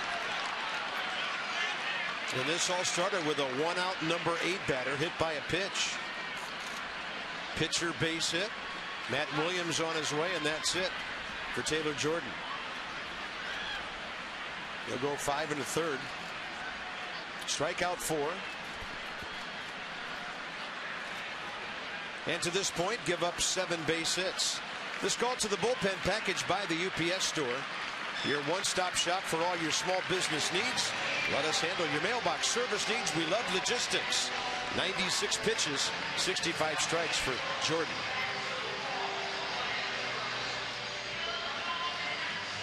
Bob Carpenter scorebooks, folks. Line up around the corner. Is it in your deal that I have to appear in every promo this year? I told you I'm going to try to include you in every one. Here's Colton Wong, 1 for 3. Tough guy to double up.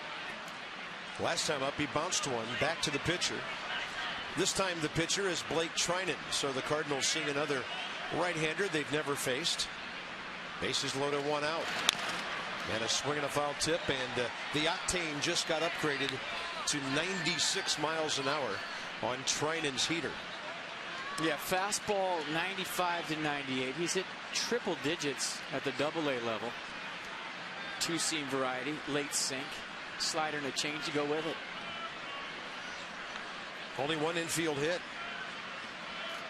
Loading the bases here.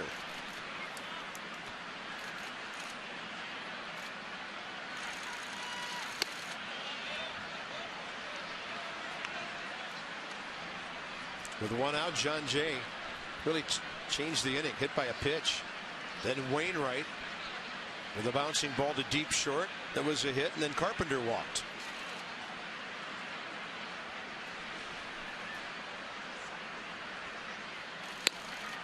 Great movement with 97 to go with it. Wow. Yeah, a little swing back two-seamer from Blake Trinan. Starts it on the inner half, runs it back to the corner. Good frame by Lobaton. Not too many front door sinkers in baseball that are 97.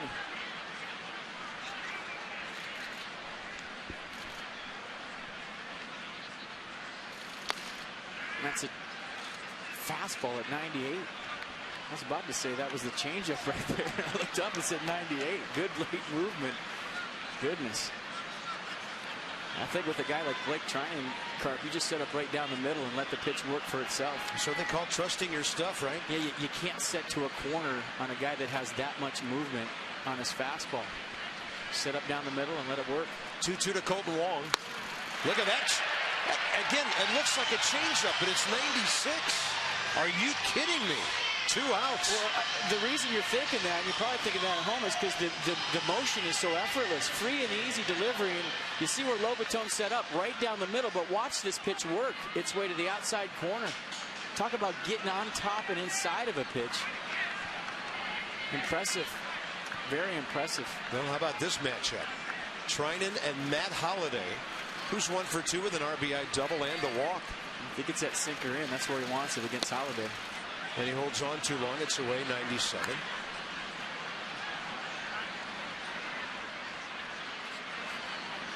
Big strikeout right there, trying to wiggle out of this thing and keep it to a one-swing game. Keep it within Grand Slam range. Never know. Matt Williams probably thinking the same thing. If we got a chance tonight, we got to get out of this.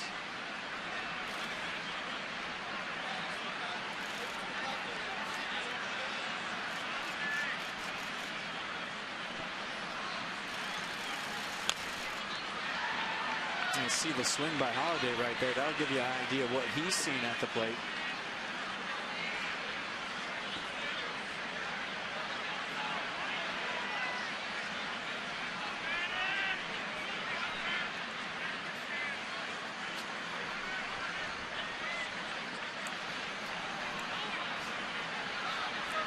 One ball, one strike to Matt Holliday. Cold crowd, quiet. Seeing if the Nats can get out of this jam. They will not. That's into left center. They will hold the second runner. That was the pitcher, Wainwright, running. Jose Oquendo wasn't going to take any chance sending him home. So it's now a 5-0 game. Tried to get it in, but just left it out over enough to where Holliday probably looking in there, cheated a little bit. Meaning he started his swing earlier than he wanted to. Look for it on the inner half. Drop the barrel to the baseball, and that's what good hitters do. 2 RBIs tonight for Holliday, 9 on the year. And the hitter will be the left-handed power guy, Matt Adams. He's 0 for 3 with an RBI ground ball.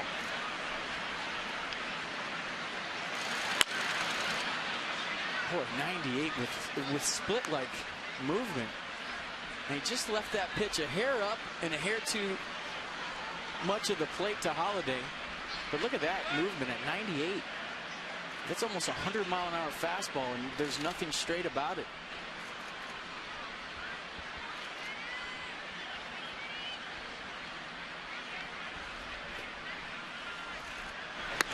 Then he goes with a 4-seamer up and away, 97. And that's a pitch that could work real well for Blake Trinan down the road, because as a hitter, you're telling yourself to elevate this guy. He's got a nasty sinker. I want to get him up. But then if you go higher than high, higher than the letters, it changes your eye line as a hitter, where you're looking down, and all of a sudden it's up like that. Surprises you, especially at upper 90s. 0-2 pitch. And Adams just trying to level it off.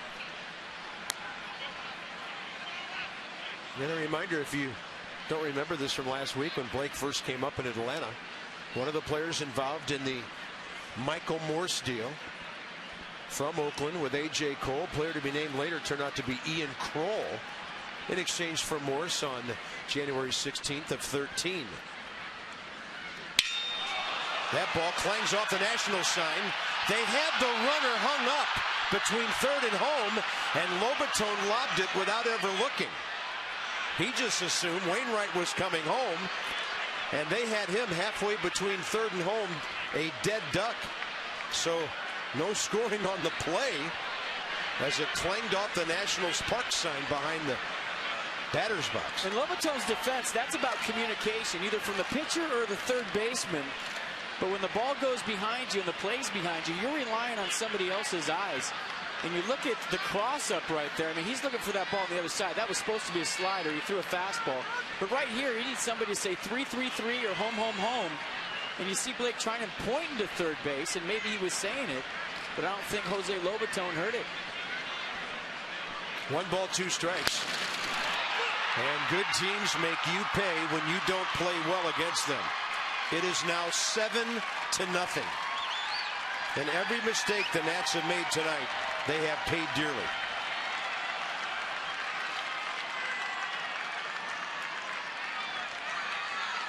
Matt Adams, 3 RBIs.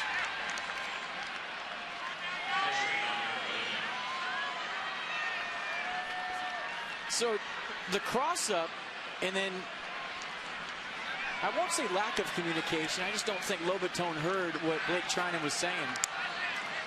And he just flips it to the plate. Trinan's not there because he knows there's no play at the plate. Watch Trinan. Just watch Blake Trinan. He's pointing to third base saying 3-3-3-3, not even looking at the plate because he knows there's no play. And then, like you said, you give a team like the Cardinals extra outs, and they've had a few tonight.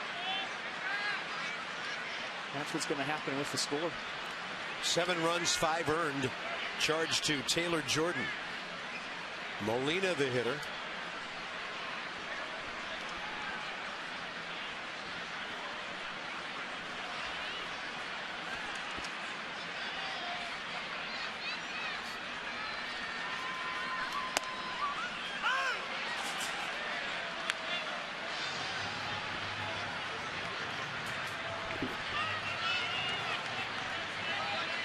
He's 1 for 3 with an RBI single. Even though that fastball, excuse me, Carp, is upper 90s, you still have some. You have to have something else to go with it. You have to throw something the other side of the plate. That slider right there. Wow, looked like a swing. Vic Carapazza said no down at first. Well, check it out from the side. Good slider by Trinan, and if he hits that, it's a triple. Yeah, he went.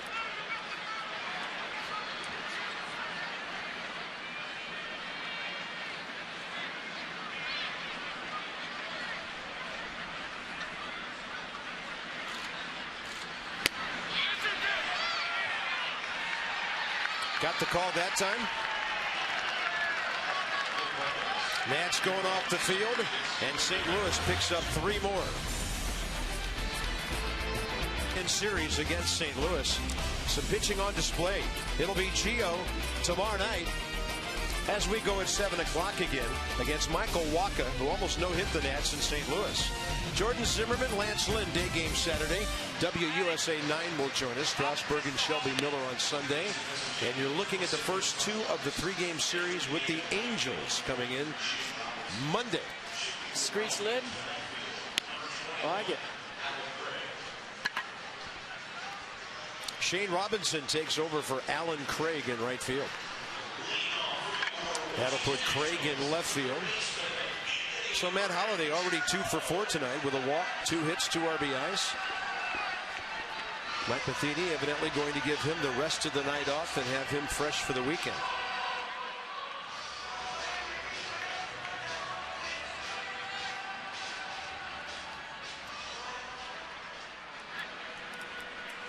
Adam Wainwright now back to work. 67 pitches, 41 strikes through 5. The Nats have 1 hit, 3 base runners, 1 walk, 1 intentional walk.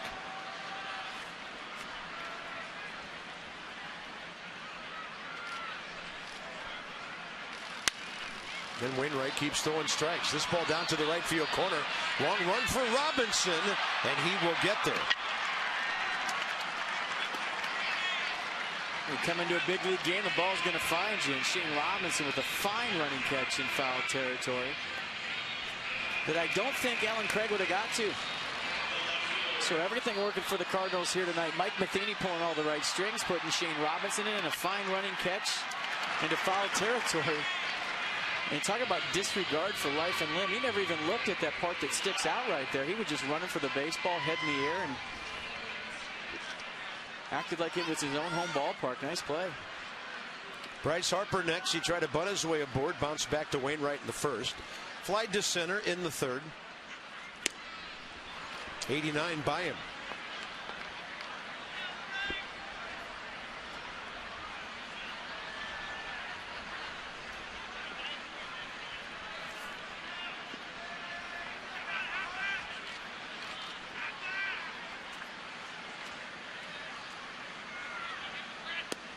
And then the big hook.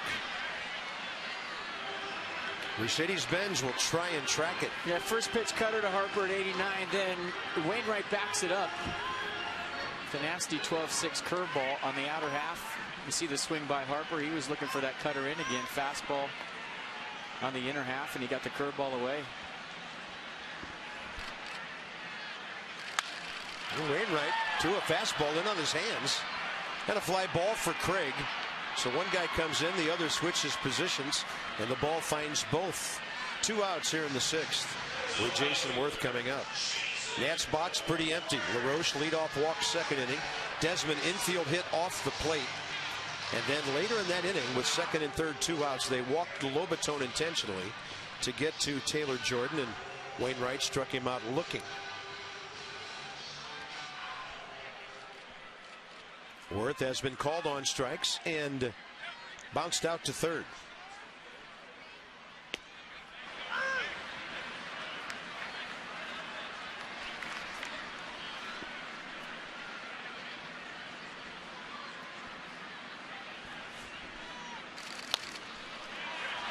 Funny swing on a curveball.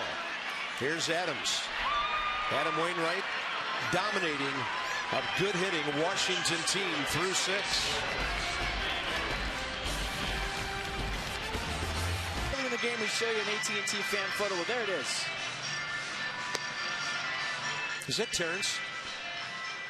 And there it is. And there's your AT&T fan photo. Oklahoma City Thunder stole Terrence. He'll be back when the NBA season's over. Get back here, buddy. Come on.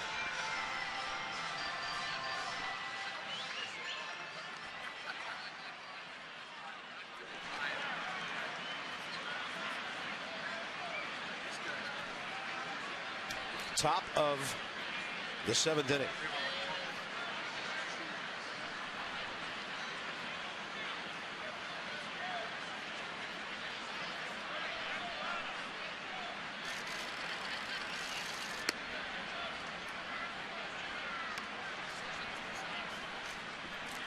Alan Craig, Johnny Peralta, John Jay, 6, 7, 8 for St. Louis. Craig 0 for 3.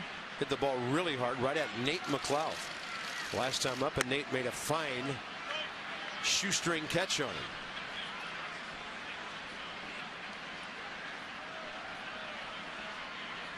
No, Nate McLeod's not one of those players that's going to wow you in one game, but when you watch him play over the course of a 6-month season, he's going to help this ball club tremendously. No doubt in my mind. That's wicked 94 under the bat of Alan Craig. Yeah, 94. True sinker right there. Not just running in, but running down and in. You see Craig once again letting go with that top hand very early in the swing. He'll hit it to the right side. Adam LaRoche gets behind the ball. 1 out. Not an easy play.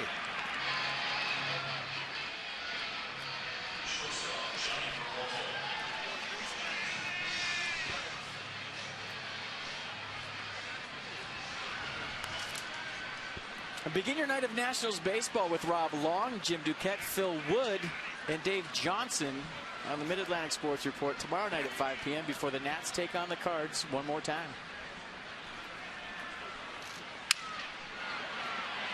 And Desmond unable to get that one off the bat of Johnny Peralta. Just high enough to get him a 2 for 4 night.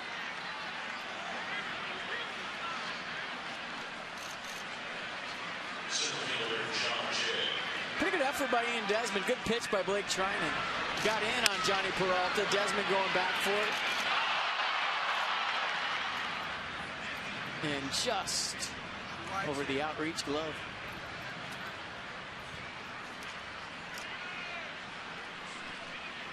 One on, one out. John Jay in the number 8 spot's been on base 3 times tonight. Base hit, error, hit by a pitch. And that hit batter with 1 out in the 6th when Taylor Jordan was facing the bottom of the order led to a 3-run inning.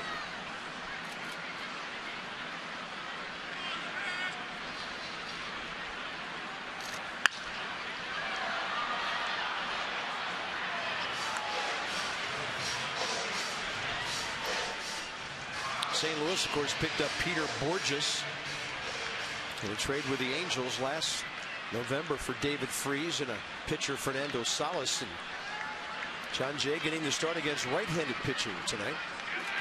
Borges is a right-handed batter, .251 career hitter. Well, remember John Jay, he used to have that big hitch in his swing where he started his hands kind of around that Cardinal logo. On the backside, he did that big hitch with a leg kick, and this year made the adjustment to starting with the bat on his shoulder and kind of more spread out, and his lower half a lot more under control. Remember, he used to have that big hitch in his swing, almost like old school. Watch where he's starting his bat this year, right on his shoulder. Up the middle. Runner slowed down between first and second. That was a smart play by Peralta so that Espinosa couldn't tag him and throw on for the double play. So the Nats get the lead runner, and they'll face Adam Wainwright here with 2 outs.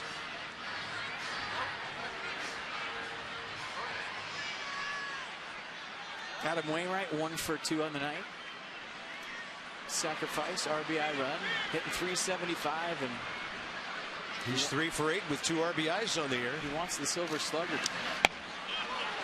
That fastball just bangs off the backstop, and a wild pitch sends John Jay down to second base. You never know where the ball's going to bounce when it comes off the backstop here at Nats Park, and got to hustle down to second. I'll tell you what, Carp, just talking to some of the Cardinals people about Wainwright and the way he's kind of conducting pitchers' batting practice this year, making everybody shorten up their swings and go to right field. I mean, how many times do you watch, on the road, the home team pitchers just play home run derby? Yeah. And like, what are you really getting out of that other than, it's loose and fun? I understand guys need to have some fun over the course of a 6-month season. But when you talk about really helping yourself as a pitcher, getting the sacrifices down, shortening up your swing, putting the ball in play, over the course of 6 months and 30 starts times 3 or 4 at-bats, if you're lucky. I mean, that's helping yourself out. Yeah. I wonder if some of that comes from his old mentor, Dave Duncan, because when Duncan was Tony La Russa's pitching coach, he also supervised the pitchers hitting. And Duncan wasn't a pitcher. He was a catcher in his major league career. I just wonder if Adam Wainwright might have taken something from Duncan, who's now, of course, retired from the Cardinals as an active pitching coach, and taken some of that a little bit down the road. But they've always had a good hitting staff. 3 balls, 1 strike. You don't want to walk him and go back to the top of the order for a guy like Matt Carpenter, and that's right in there, 95. Can you say he took a little bit off when he throws 95 on 3-1? I guess. A BP fastball.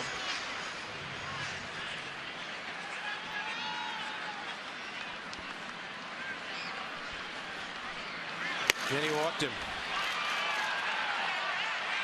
There are so many fundamental things wrong with this game tonight.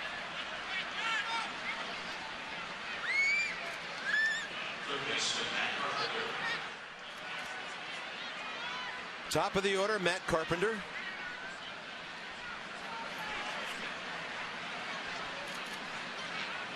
Jason Worth's walk-off home runs getting further and further away as the calendar marches on, and that's the last time the Nats beat this team.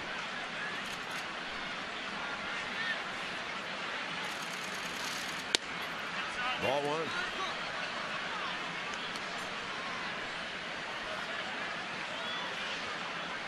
Well, if the Nats want to do what they set out to do in spring training this year, the road definitely goes through Atlanta, and it definitely goes through St. Louis and possibly Los Angeles as well. And Matt Williams knows that better than anybody. He said as much before the game yesterday in Miami,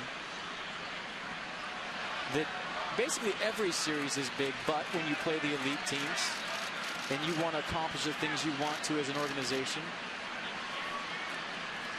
that you have to beat them.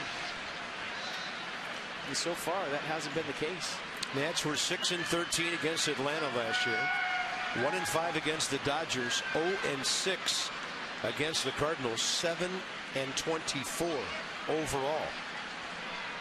And considering they finished 10 games over 500 on the year, they pretty much took care of business against everybody else. That's a base hit to left field. They will hold the runner, John Jay at third. And the bases are loaded again.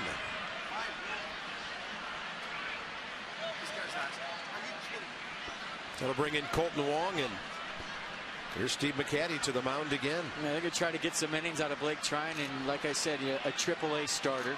He's stretched out to 100 pitches. It's not just, a typical reliever to where you can get some innings out of him, but I'm sure Steve McCatty going to tell him, you're doing a good job, but these guys will hit a fastball, mix in a changeup, a slider, keep them honest right now, because they're definitely on number one. No matter how hard you throw or how much movement you have, it's always best to keep a big league hitter honest with some other pitches to get in his head.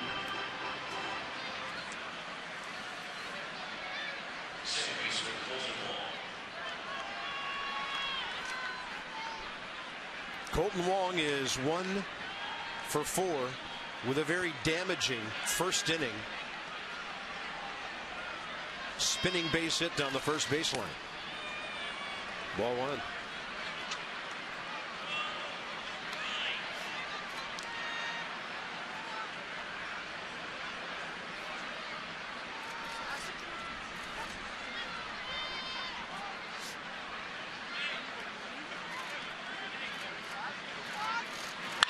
Want to pitch up.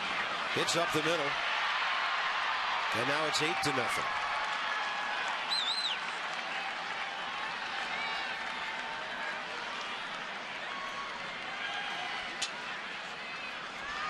Just a perfectly placed ground ball right back up the middle. Blake Trine probably had the best shot at that, but he just fell off the mound a little bit toward the first base side. And the 12th hit of the night for the St. Louis Cardinals. And again, Wainwright at third base. They're not going to be sending him.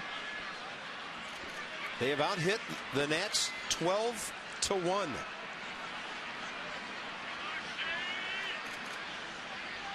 First at bat for Shane Robinson, who came in for Matt Holliday last inning for defense.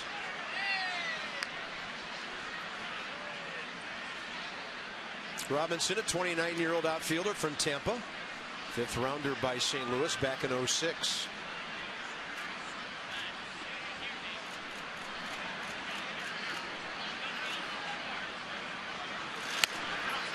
He went to the same high school, Tampa Jesuit, as major leaguers Lou Piniella, Dave Magadan. Brad Radke went there. Jason Michaels, who was in camp with the Nats a couple of years ago. You see that ratio right there? I mean, he's got a good slider. And once he establishes that as a strike and gets confidence in that pitch, as you see it right there on cue, now you get guys off your fastball. You throw 98 with sink. As a hitter, if you take the whole mystery out of the equation for me, I'm going to figure it out. But now if you have a little doubt in my head, like, hey, I go back to the dugout and say, you got a nasty slider to go with that nasty sinker. It's a different story. Great pitch right there. And another one. Gets a called strike on that. Another run for the Cardinals in the top of the 7th. It's the Hyundai 7th inning stretch at Nationals Park. Mr. Lincoln's moment. Miller Lite. A cold night, why not? Not a bad idea. Well, this is what separates Adam Wainwright from a no-hitter at this point. A chopper off the plate by Ian Desmond. That's been the only hit of the night for the Nats. And Wainwright's, with an early 3-0 lead in the first inning, has been on cruise control, free and easy, and pounding the strike zone with everything he's got. Yeah, remember that Ryan Zimmerman base hit in St. Louis last year? Little chopper off the glove of Michael Wacha kept him from a no-hitter in a 2-0 St. Louis win back on September 24th. Go deep inside the numbers, and Adam Wainwright overall now going with the fastball 2/3 of the time.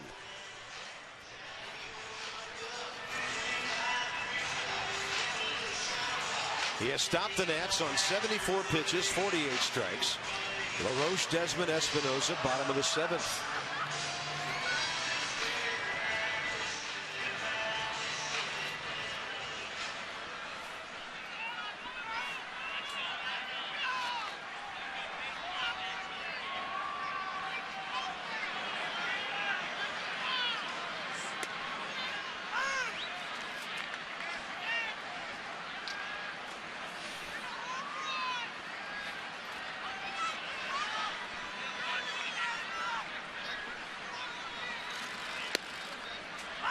And you got LaRoche skipping away from a pitch that turned out to be a strike.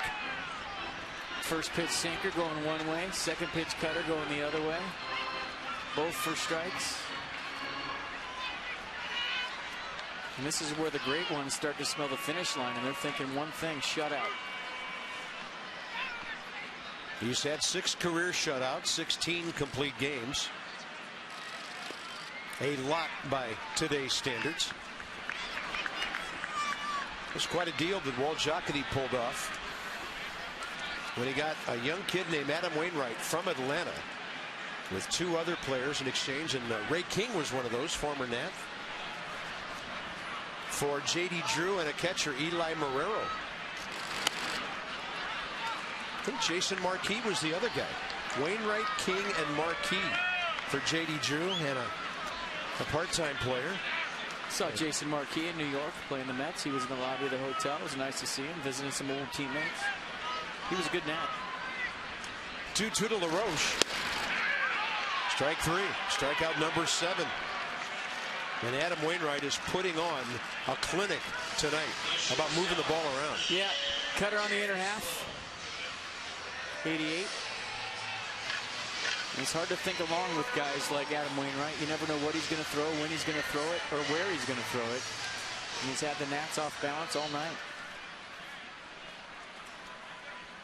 I say this all the time when the Nats play the Cardinals. You hear me from time to time call pitches based on sequences, the way guys are setting up. I can't think with Yadier Molina. I said that on the air last year. You did. There's no rhyme or reason to what he throws and what count. I mean, you could think along with most catchers, well, he threw that inside to go outside, or he threw this soft to go hard. With Molina, I sit up here and I'm baffled half the time on the pitch that he calls. And if I'm baffled up here, you can imagine what guys down there in the box are thinking. Desmond up the middle, Peralta throws him out, 2 down. And the reason I say that is because, you know, it's easy for me up here, and I've talked about it before, to think about what pitch is coming. I don't have, you know, the adrenaline or the thought processes as I used to as a hitter in the batter's box. So to sit up here and be relaxed and look on TV, it's very easy to figure out what the pattern is and how guys are pitching you. In the heat of battle when you're down there, it's not that easy to think along with guys, but you know, guys try to do that. But with Yadier Molina, it reminds me a lot of facing Greg Maddux and the Braves. You could never think along with that guy. You think one pitch is coming, and it has to be coming based on what he threw you the time before, the pitch before. It never is. Espinosa to the right side. Adams to Wainwright. And Adam Wainwright is now through 7 with a huge lead on the road. 8-0, first game of the 4-game set. Inning. Matt Adams 1 for 4, 3 RBIs. Matt Holliday having a big game. Adam Wainwright having a big game. But just like we put together packages and show all the Gold Glove web gem plays, I think this is the story of the night. So, you know, let the pitchers tell the story. The defense has been an issue here early in the season. And tonight, the Nats have played like a team that got home at 3 in the morning last night from Miami. There's no other way to put it.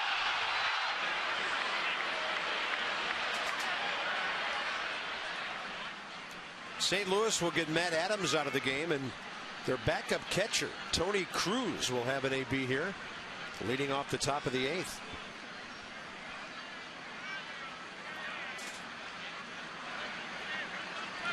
Reminds you of the old Maytag repairman commercials. Loneliest guy in town. The backup catcher to Yadier Molina. He's Had 2 hits and 4 at-bats this year.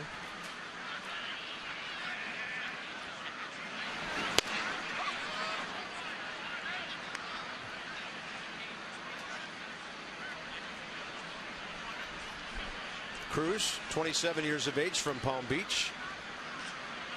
In fact, he lives in Lake Worth, where it's been rumored there's been discussion about a new spring training home for someone in that area. He was originally drafted by the Dodgers, went to Palm Beach Community College. Instead, St. Louis took him in the 26th round in 07. 802nd player drafted. Got a play to the right side.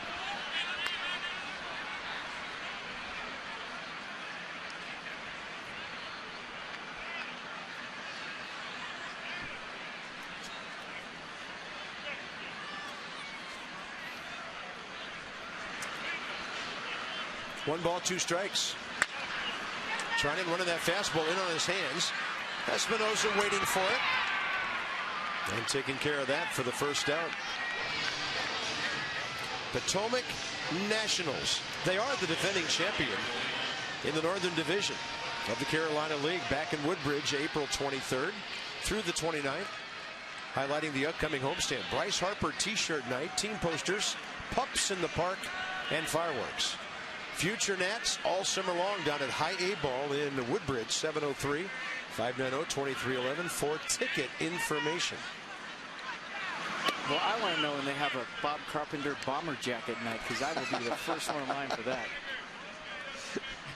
There is no minor league team in America who can afford to give away bomber jackets. Tomorrow night, bring your members only jacket. Oh, goodness. I mean, I just picked the first thing I could see out of the closet today. It. Had no idea I was making a statement. I like it. You're making fun of me. No, well, hey, you remembered a jacket. I didn't. I had to borrow Kevin Franzen's. Yeah, you have been known to go to the clubhouse and pilfer on cold nights. I mean, how do you not remember to bring a jacket on a night like this? You're from Sacramento. That pitch up, 95 for a strike. 2 balls, 2 strikes. He brought his Marlins jacket, or she did. Wow. Should be doubling as a traffic cop after this one. And Jason Worth misses the ball. Had to lose it in the lights. This is unbelievable. Yadier Molina to second base with 1 out. Kind of sums it up, folks. Jason Worth, one of the best defenders as a right fielder in all of baseball, had to lose this one in the bank of lights right over the third base dugout. Coming in, I got it. I can't see it. And it's just been one of those nights. That's a helpless feeling. Been there, done that. I'd give him a double if I was scoring it. No, he didn't. Then they gave him an error. 2-base error. Well, I say get it all out of your system tonight.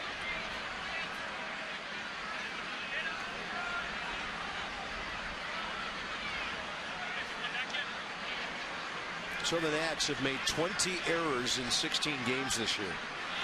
Here's Alan Craig, 0 for 4.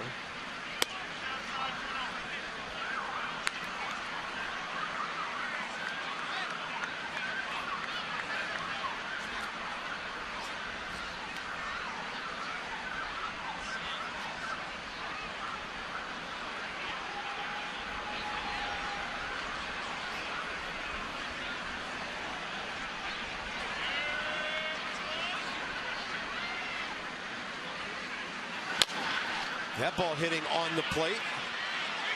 And nothing Rendon can do. That's a base hit.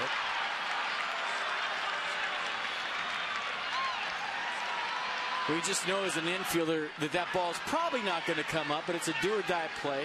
All the spin created off the plate. It's going to check up like a wedge shot on the green. That's exactly what happened to Rendon.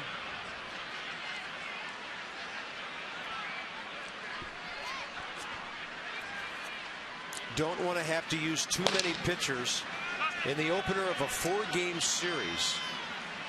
when the series gets off to a start like this, but now the Nats warming up Blevins. Should I drop my Yogi line? It ain't over till. No, the best thing about today is that tomorrow's over.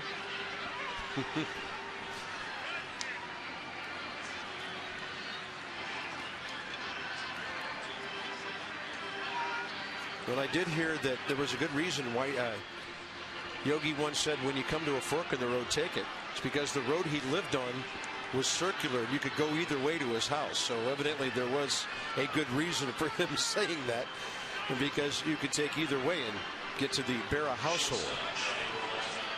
But some of the other things just don't make sense. And Johnny Peralta's the hitter, 2 for 4.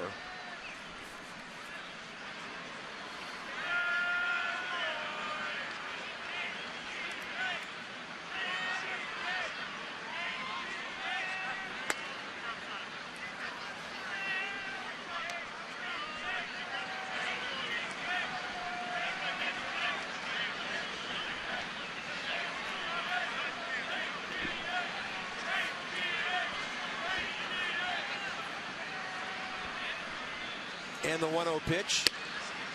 Treining's getting the calls from Bill Miller on that high fastball.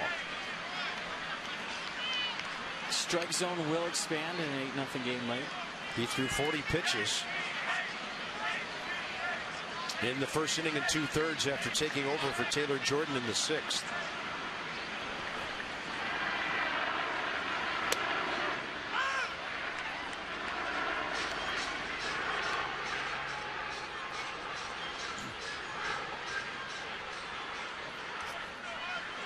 Yeah, but here you are, 16 games into the season. And FP, you and I discussed this recently on the heels of the Ramos injury and then the Zimmerman injury. And now the Doug Fister situation, unavailable to the Nats for the first part of the season. There's a ground ball to the right side. LaRoche coming home for a 3-2 putout. Spinning and turning and getting the runner. You know, but Doug Fister has not been available to the Nats. And now that you're in the 3rd or 4th time around the rotation, you find out how much you might be missing a veteran guy. Well, obviously. I mean, Doug Fister is the big offseason acquisition, and you see the heads-up play by Adam LaRoche. He's seen enough. No more runs.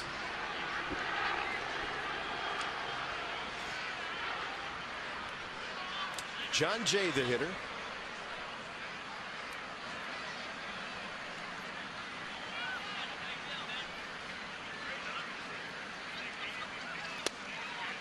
And that fastball on the inside corner at 95. This will be the last inning for Treinen, due to bat 3rd in the bottom of the 8th. He's nearing 60 pitches, working in his 3rd inning.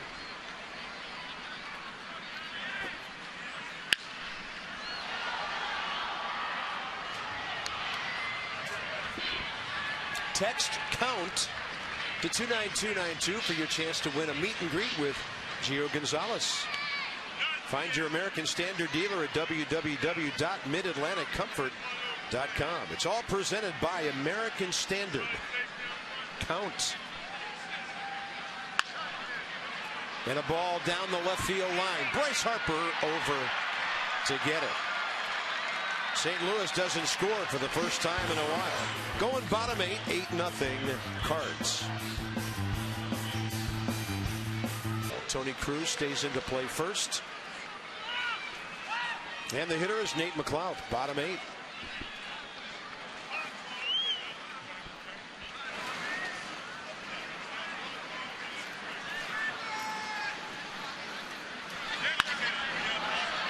And McLeod got to play left side.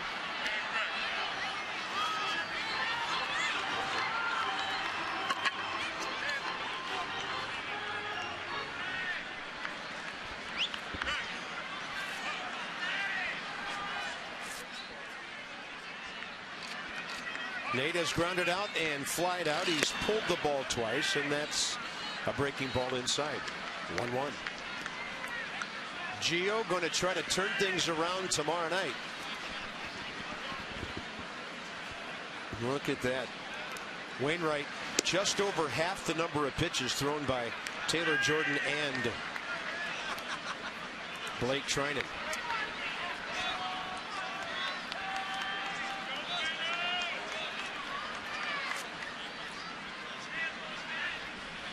One and two to McLeod.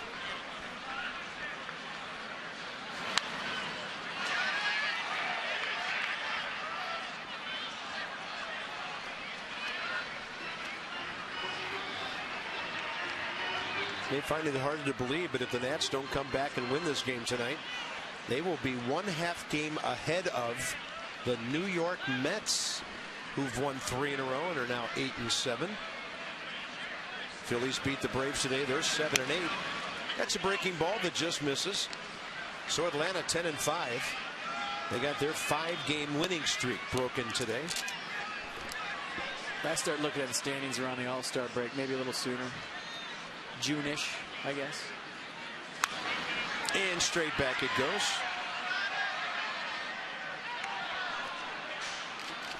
When the Nats hit a home run this year, it's $250 to the Children's National Medical Center.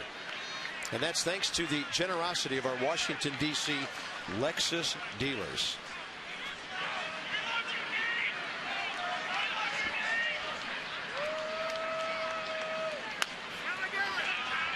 And a 2-hopper down to Cruz, who just came in. Ball found him, 1 out.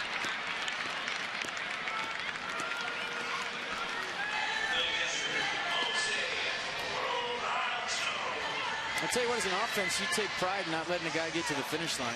I know it doesn't look good for the Nats right now, but you know, they get a run. I guess it's a small victory on a night where not a whole lot went your way. That was a ball club. I never wanted a guy standing out there for the last out that started the game.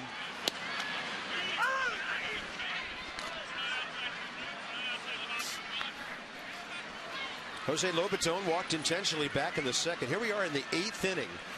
And the Nats' number 8 hitter finally gets his 3rd plate appearance of the night. Wainwright's at 91 pitches. He'd gone 7 in each of his first 3 starts this year, averaging 5 hits and 2 runs per outing.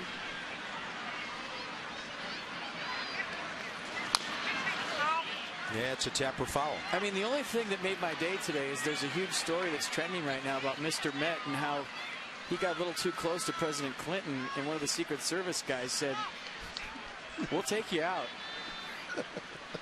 And they said they were serious. You get close to the president, we'll put one right between your eyes. This story just now surfacing. Yes, after all these years. Yeah, one of the former Mr. Mets apparently wrote a book and said that, I guess in somewhere in the 90s, the president was at a game at Shea Stadium and he got a little too close to the president, and they said, "Approach the president, we go for the kill shot. Are we clear?" And I tweeted today that I thought Mr. Met should try to get close to any president anyway. Here's Steven Souza Jr. 1 for 4 is a big league hitter. Got his first knock in Florida. A laser up the middle. And people are tweeting me Mr. and Mrs. Met with kids. This now just coming out. I mean, yeah. I guess former Met mascot A.J. Mass wrote a book about it. Is he the first mascot to write a book? I mean, yeah, with Philly Fanatic would have a heck of a story to tell. He only has 4 fingers, so it must have took a long time. I don't know how he held the pen. But he said he encountered an April day when a federal agent threatened to put a bullet in the stitches of his baseball-shaped dome. It was April 15th, 1997. He was just trying to get in the picture, right? Behind the president? Wow. They said, "We have snipers all around the stadium just in case something were to happen." And like I said, do whatever you normally do, but approach the president and we go for the kill shot. Are we clear? He probably nodded that big baseball at that time. I would have egged him on. 1 ball and 2 strikes. The president wants to talk to you, Mr. Met. He would like to see you right now, close. He wants to tell you a secret in your ear.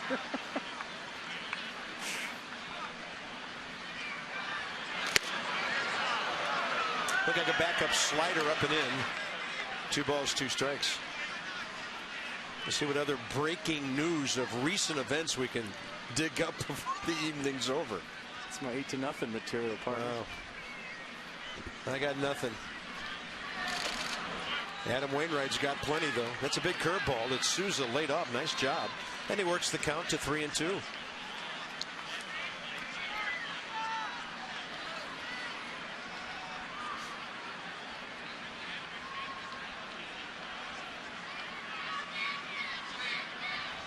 Fastball away. Missed with it. And the Nats have their first base runner since the second inning. Fans, you can follow every Nationals game with MLB.com at bat on your favorite mobile phone or tablet. Get live look-ins, instant replay, score, stats, audio, free MLB.tv game of the day, and more. Download at the App Store or visit Nationals.com right now. Wainwright had retired 18 in a row until that walk. Top of the order, Anthony Rendon, who's 0 for 3.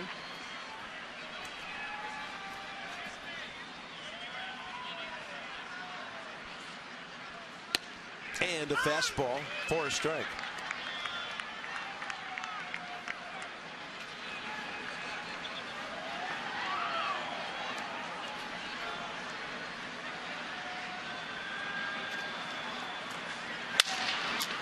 Out to the shortstop, Peralta, to a knee, and to second.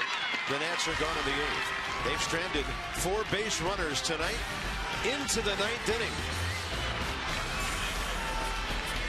Every time there's a strikeout, $37 to the Children's Inn at NIH. Jerry Blevins on the inside corner.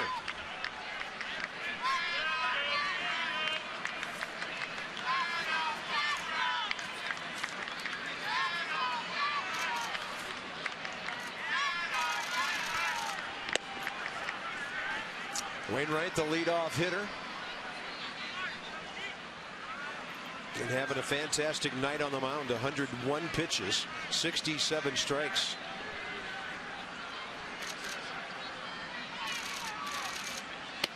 He's taken the excitement of a ball club returning home for an 11-game homestand off a really nice win on the road last night, and just taking all the air out of the ballpark.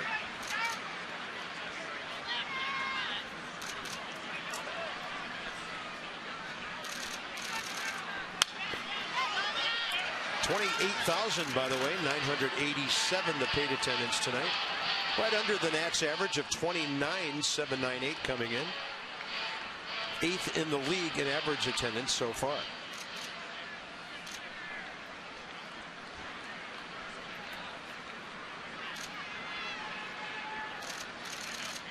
Dan Blevins with that big curveball, and Adam Wainwright hits one to the wall in left field.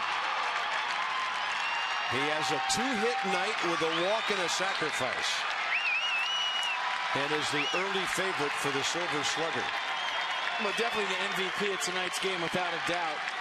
I mean, based on just what he's done on the mound, just 1 hit to this point, and then he comes to the plate and drives a ball off Jerry Blevins over the head of Bryce Harper in left field. So we told you about it earlier in the game. He wants to win a Silver Slugger, taking pride in his offense, and you can see the results. Cardinals out hitting the Nats now 14-1. And within a couple of inches in the dirt on a swing by Ian Desmond of making a no-hit bid here tonight. That's outside to Matt Carpenter.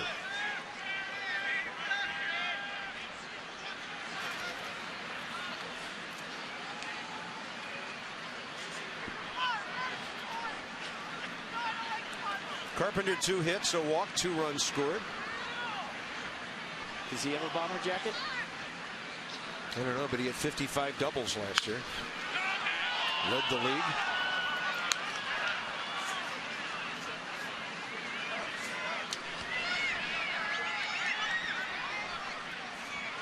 He led the league in runs, hits, doubles last year. Hit 318. He had 8 hits in the World Series. And they moved him over to third base with David Freese departed for Anaheim. Big breaking ball by Blevins, a beauty. 1 ball, 2 strikes. A pretty good breaking ball right here. Might be facing Carpenter in a bigger situation this weekend.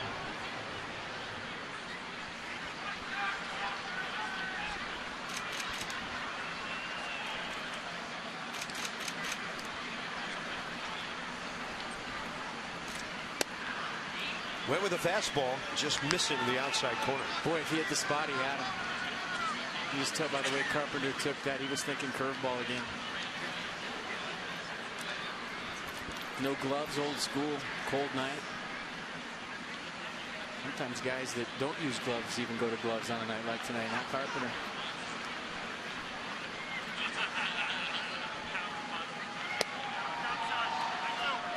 Breaking ball, not missing by much.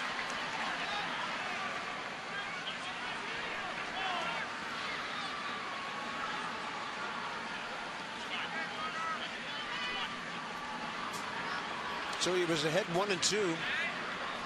Just missing the last 2. Here's pitch number 6. And Blevins got in on his hands. This one tailing back to Bryce Harper. Wainwright stays at second base, 1 out.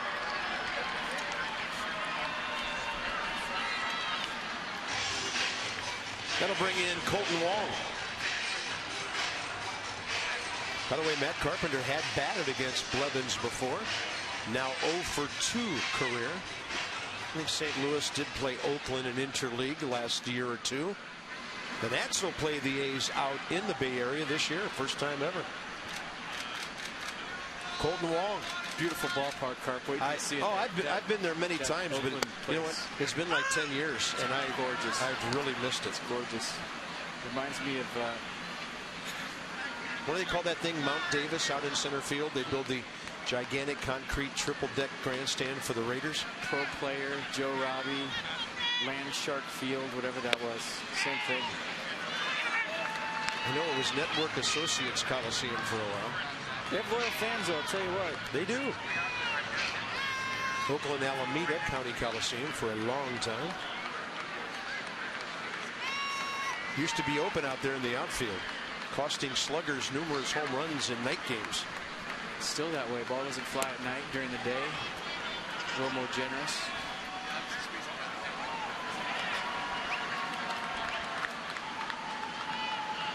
So if you want to see one of the great ballparks in America, come out to Oakland. Meet the Nats in Oakland, May 9th, 10th, and 11th. I was kind of hoping we'd play the Giants right after that, just stay out there for a whole week, but from there to Arizona, Giants later. 1 ball, 2 strikes. And Blevins staying with that breaking ball against the lefty Colton Wong.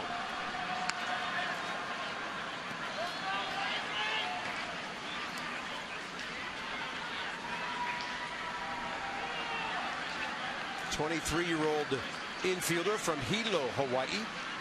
He was an All-American at the University of Hawaii in Honolulu and a 3-time All-WAC baseball player. It's a pretty good baseball league. 2-2 pitch. And a breaking ball. Similar result as the one on Carpenter a moment ago. McLeod will go over to the gap and grab this one for the second out. It'll bring in Shane Robinson again. Well, obviously a disappointing start to this series unless the Nats can pull a miracle out of their dugout in the bottom of the 9th inning. It'll be Harper, Worth, and LaRoche. And if the Nats don't come from behind in this one, they will have lost 5 of their last 7, coming off a 2-4 road trip.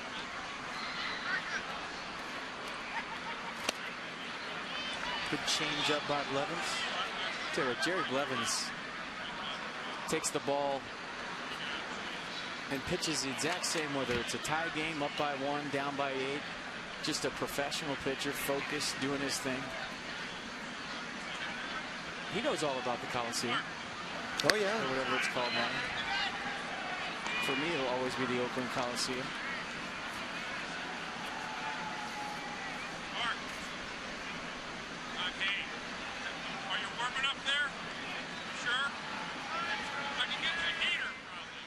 Robinson struck out looking last time against Blake Trinan. And he'll take that one low and away, 2-1.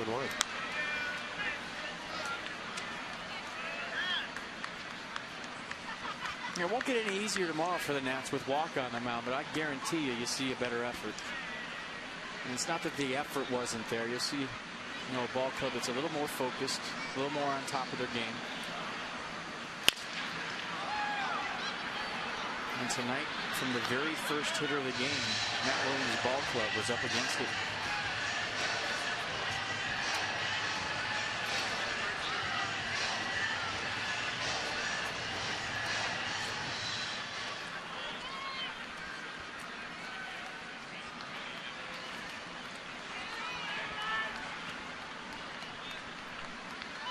Two-two pitch.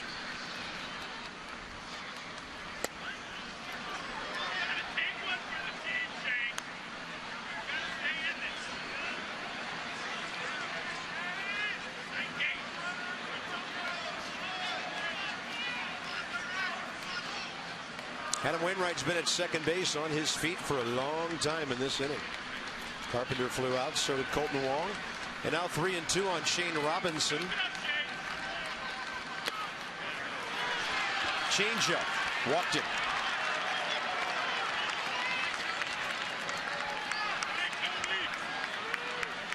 And now Blevins will face Tony Cruz.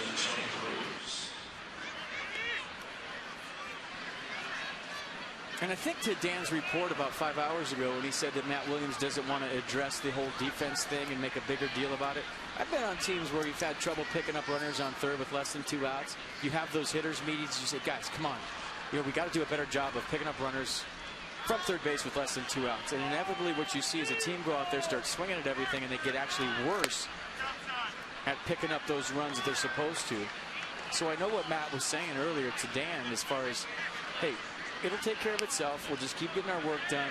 We'll make the plays. I know these guys are good defenders, and for whatever reason it isn't just happening right now. But if you start to make it a bigger deal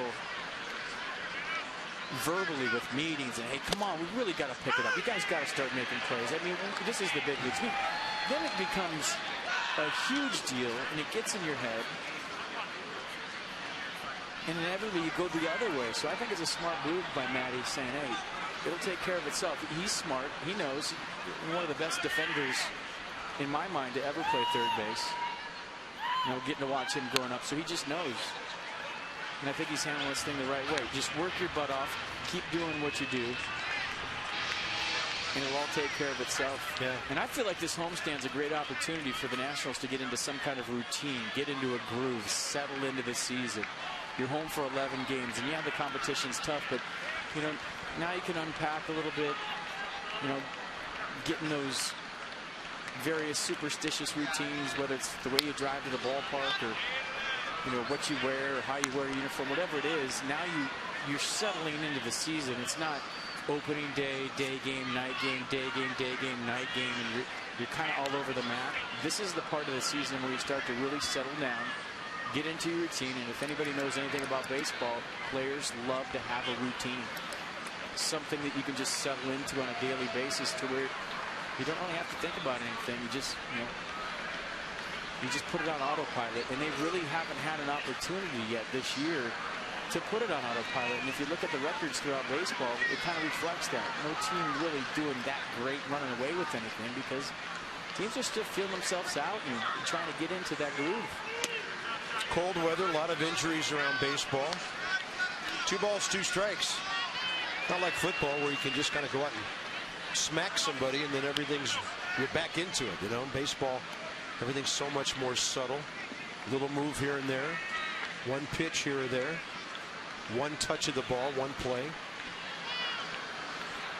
And a 2-2 to Cruz. And Jerry Blevins going off speed on the right-handed batter again.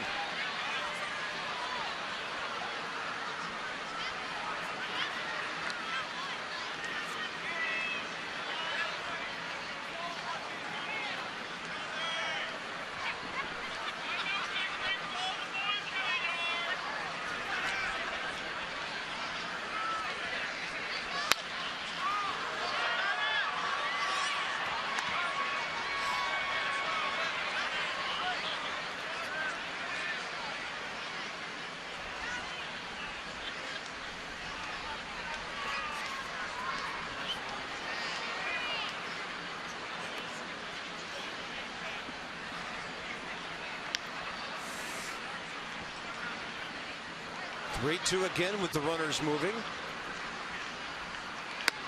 Bases loaded.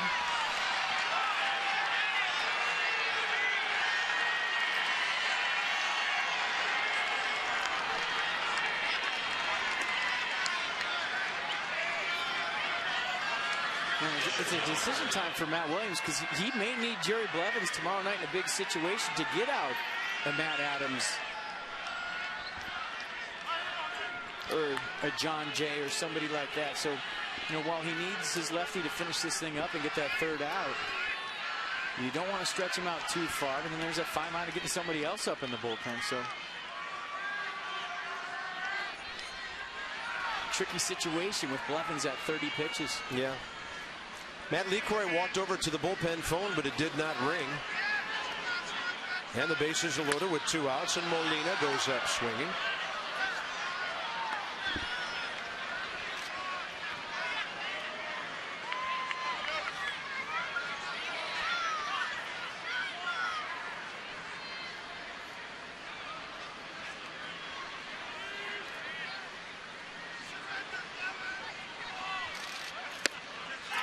And a fastball just missed up and in. Pretty good pitch. Tried to rush him on the inner half. And pitch track says it was in.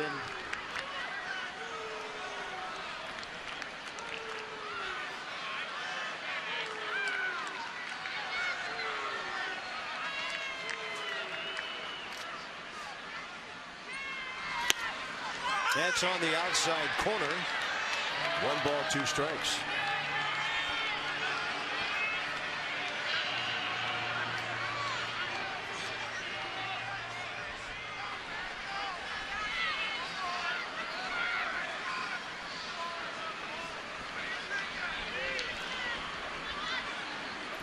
And a 1-2 pitch. Runners stay. That's the pitcher down at third base, Adam Wainwright.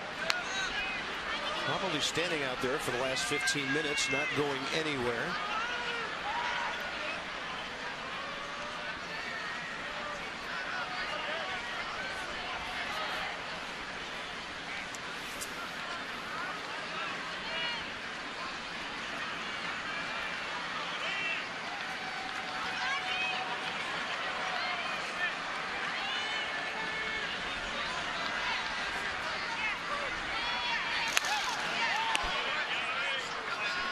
As mentioned earlier, Molina, tough guy to strike out. What you're seeing, he's not giving away any at-bats, still grinding even an 8-0 game because he knows there's RBIs out there. He had 505 at-bats last year, struck out 55 times while driving in 80 runs.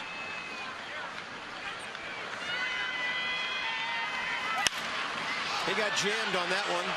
Adam LaRoche calls it. St. Louis will strand 15 runners tonight. And this ball game goes to the bottom of the ninth. Harper, Worth, LaRoche ahead. We'll just call them and stay with whatever happens. But, Ray brings up a great point. And I remember the first manager I ever had a chance to walk into his office as a Major League broadcaster, and that was Whitey Herzog. A great manager, won World Series, Hall of Fame guy. He had a quote, almost verbatim what Ray just said. He said, "I can wait for offense every night. I can't wait for defense. It's got to be there all the time." It does, and I agree with everything Ray said. Plus, I think it's concentration. Defense is expecting the ball to be hit to you every single play from the first pitch of the game to the last, and that's where the concentration factor comes in. It took me till I was about 27, 28 years old to learn how to do that. Bryce Harper launches one to lead off the bottom of the ninth. Ball not going to carry very far on a cold night like this, and Robinson puts it away. And it takes a lot of mental effort as a defender to say, the ball's coming to me, the ball's coming to me, the pitch goes in the strike zone, it doesn't. Kind of let your mind wander for a couple of seconds and then get back into it. Ball's coming to me, here it comes, here it comes. To do that for 140, 150 pitches, whatever, on a given night, it takes a lot of mental focus. Nationals, by the way, have not, to this point, been shut out this year. Worth and LaRoche now, the next two. And if you're thinking about your last at bat or maybe something that happened off the field, you don't have that focus. And then all of a sudden, if you're thinking about offense on defense, the ball's hit to you and you're surprised and you're not ready for it. But if you can separate the two sides of the game, lumber and leather, and the great ones, when they're struggling offensively, their theory is if I ain't hitting, you ain't hitting. I'm stealing everything I can on defense. It's just, it's an attitude, and it's concentration, and it's focus and relaxation. Worth hits that ball. That might be the hardest hit ball of the night. Right at Robinson. 2 outs. Masson 2 tomorrow night. Into the big three we go with Gio, followed by Zimmerman and Strasburg. And for St. Louis tomorrow night, Michael Wacha, who's 2-0 with a 1.89 ERA. Adam LaRoche, 0 for 2 with a walk tonight. And Adam Wainwright, 1 out away from his 17th career complete game and his 7th shutout.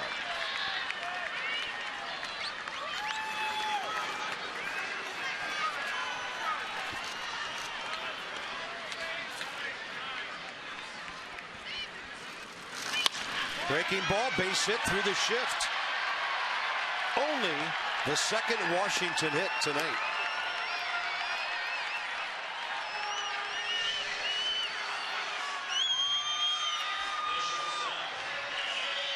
Yeah, nice job beating the shift right here. Ball off the barrel. All the at-bats count. And Adam LaRoche, the second hard hit ball in a row off Adam Wainwright. Wainwright's at 107 pitches with 2 outs here in the 9th.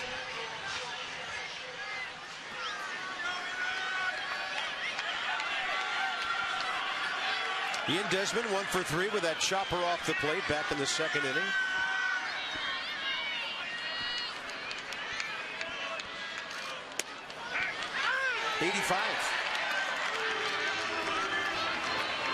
Ian Desmond trying to make it a 2-hit night for himself.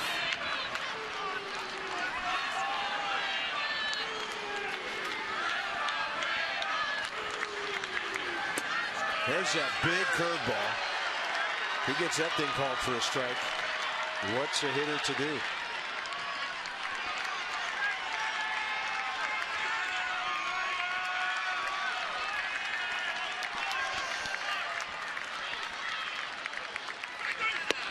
And it's over. Adam Wainwright's the thing you're supposed to do, and nothing to do for the Nationals except for turn the page and get them tomorrow. Sleep fast, get some sleep, and be a different ball club against Wacha tomorrow. Adam Wainwright strikes out 8 on the night, shuts out the Nats on 2 hits. Took a while, 3 hours and 10 minutes. And the Nats will give it a try tomorrow night. For FP and Dan, Bob Carpenter. Tomorrow evening, Gio Gonzalez and Michael Wacha. This has been a presentation of Masson. Stay tuned. Johnny and Ray for the ballpark. And from the booth, so long for just a while.